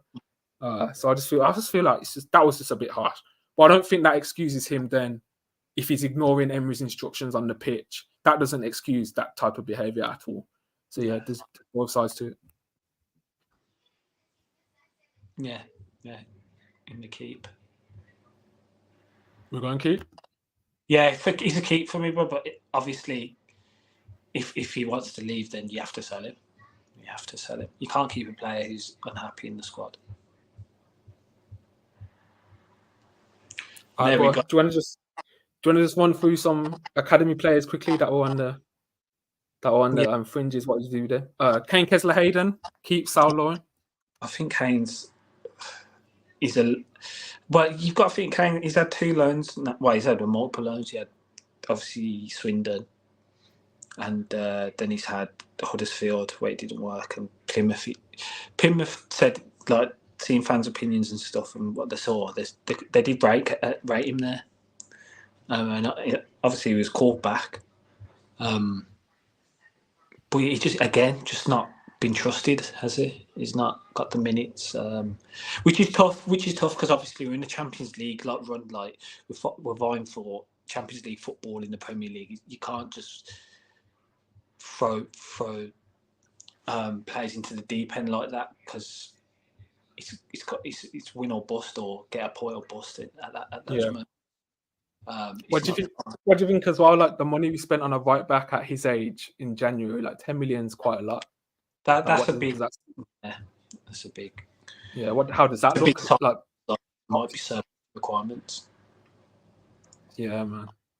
I think Sal for Kessler, more for his benefit as well. Just go out there and finally be at a club where you play, man. Like another lot, it's just like. It's a shame because, as I said, that youth team that won the FA Youth Cup, Kane's like the remainders of it, isn't it? Really, of that side. Was Tim part of that side as well? I think he was. I think Beauregard might have been. I'm not sure. Yeah, Beauregard was, but obviously it was like Carney, Louis Barry, with the mains. Reiki. Yeah. So yeah, to see none of that side actually make it into the first team, that's a bit like because I did think one of them would. Did. Obviously Kane. Well, Carney got minutes and that, but moved on. But Kane's in the squad now. But yeah, it just hasn't really been given the opportunities. He came on for a bit against Olympiacos. He came on for a bit against Liverpool. Again, another one I thought would start against Palace, and he didn't even start. So yeah, man, I don't think he'll be here. I don't think another loan will be an option. I think we'll look to sell. Yeah, I think so. And last one, bro, Amari Kellerman. Oh, big shout outs to Amari, man. He's a definite keep, of course. Potential loan might have to be put on hold because in the Hong Kong Sevens he got injured, didn't he? I know. Got to the finals. Pick up the academy players that went out to the Hong Kong Sevens as well, man. Yeah, big up Villa Academy as well, and it's big him up because he was the one who's keeping us all in the know, man. He showed up. If you weren't watching it live as well, he was giving the goal alerts and stuff like that as well. So shout him out. Big up Charlie. He was on. Yeah. Go watch that podcast as well if you haven't seen. We did a great podcast with Villa Academy where we spoke about all the academy players. So yeah, go watch that podcast. Kellerman was scoring some bangers as well, man. He was playing, bro. But yeah, so unfortunate he got injured because just think last pre-season he was the guy, bro. He was the guy who was playing pre-season. He pushed through, got into the conference. He stood out. Squad. Yeah, was played against Hibs. Then he got an unfortunate injury at that point, which kind of just halted his progression for a bit, obviously because he's out injured and that. But then made his way back into the side again, and he's the talent, bro. He's the one. Like, what? He's 17. He hasn't turned 18 yet, has he? Was just turning? He might just turned 18. He's the one, bro. Like, yeah, he's 6'3". He's got technique. He can get past players. Like, he stood out against grown men in that Newcastle pre-season friendly. So yeah, bro. He's the guy, bro. He's the guy. Like, yes. Love it. So yeah. So potentially alone now.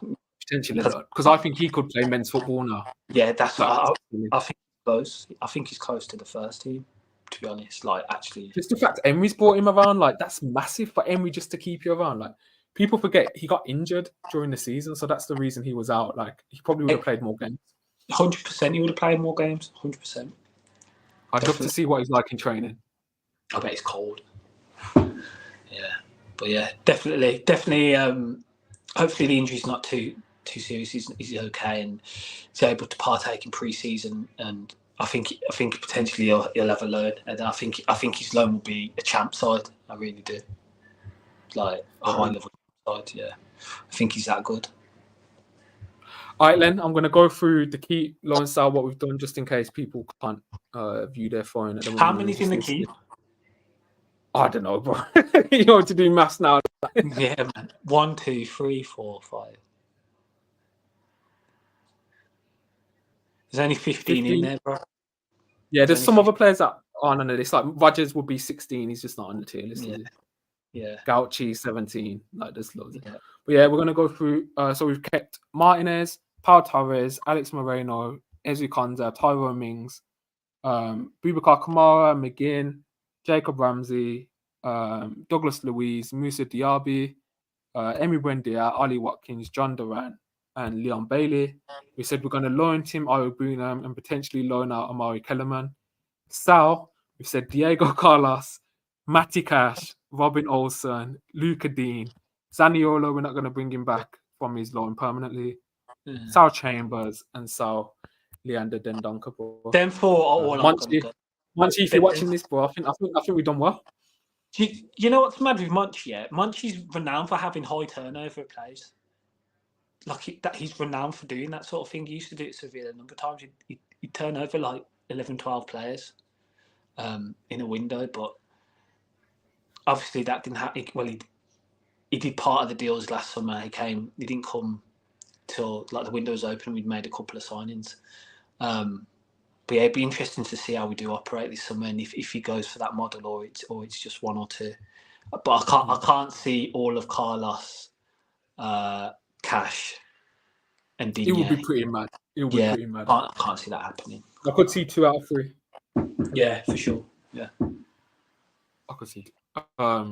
James says Kellerman is the next JJ or Grealish from the academy. Hopefully. I hope so, man. I hope so.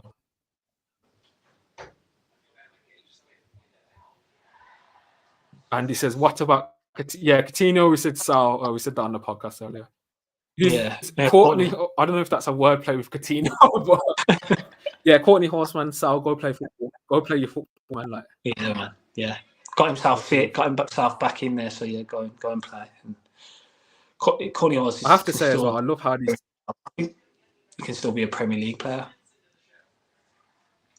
for sure. I love how that adds the Champions League just suits the kit, doesn't it? Like, just suits the Villa players, like that whole vibe going on. Yeah, facts. Like, I love that. But anyways, bro, I think I've waffled enough for the past 2 hours, man. I'm gonna wrap that up. There. I think we've done a pretty good job, personally. Yeah, I think there's too many sold, to be honest. But we'll see. Too many sold, yeah? Yeah, I think there's too. But it's all opinions. It is what it is. It is what it is. Yeah. Yeah. Thank you guys for tuning into the podcast, man. It's been a pleasure interacting with you guys, as always, man. Hopefully, we've kept you entertained instead of watching the Conference League final. We didn't plan to do the same thing. I hope so. You just have, and don't worry if we missed out on this final. Next season we'll be in a final, hopefully. So, yeah, man. If you could like the stream, follow if you're not already following. Tell any Villa fans that you know to subscribe to the podcast so they can join in later on in the future. Yeah, share it to Twitter or X now, Instagram, anything you want to share it to. And yeah, just post in comments what you disagree with. If you think we've got it wrong, if you think there's a player in Sal that we should be keeping, or vice versa, if you think we should sell a player that we've kept, let us know. Let us know in comments, man. And yeah, thanks for joining in. Thanks a lot. Cheers. All right. Up the Villa, always.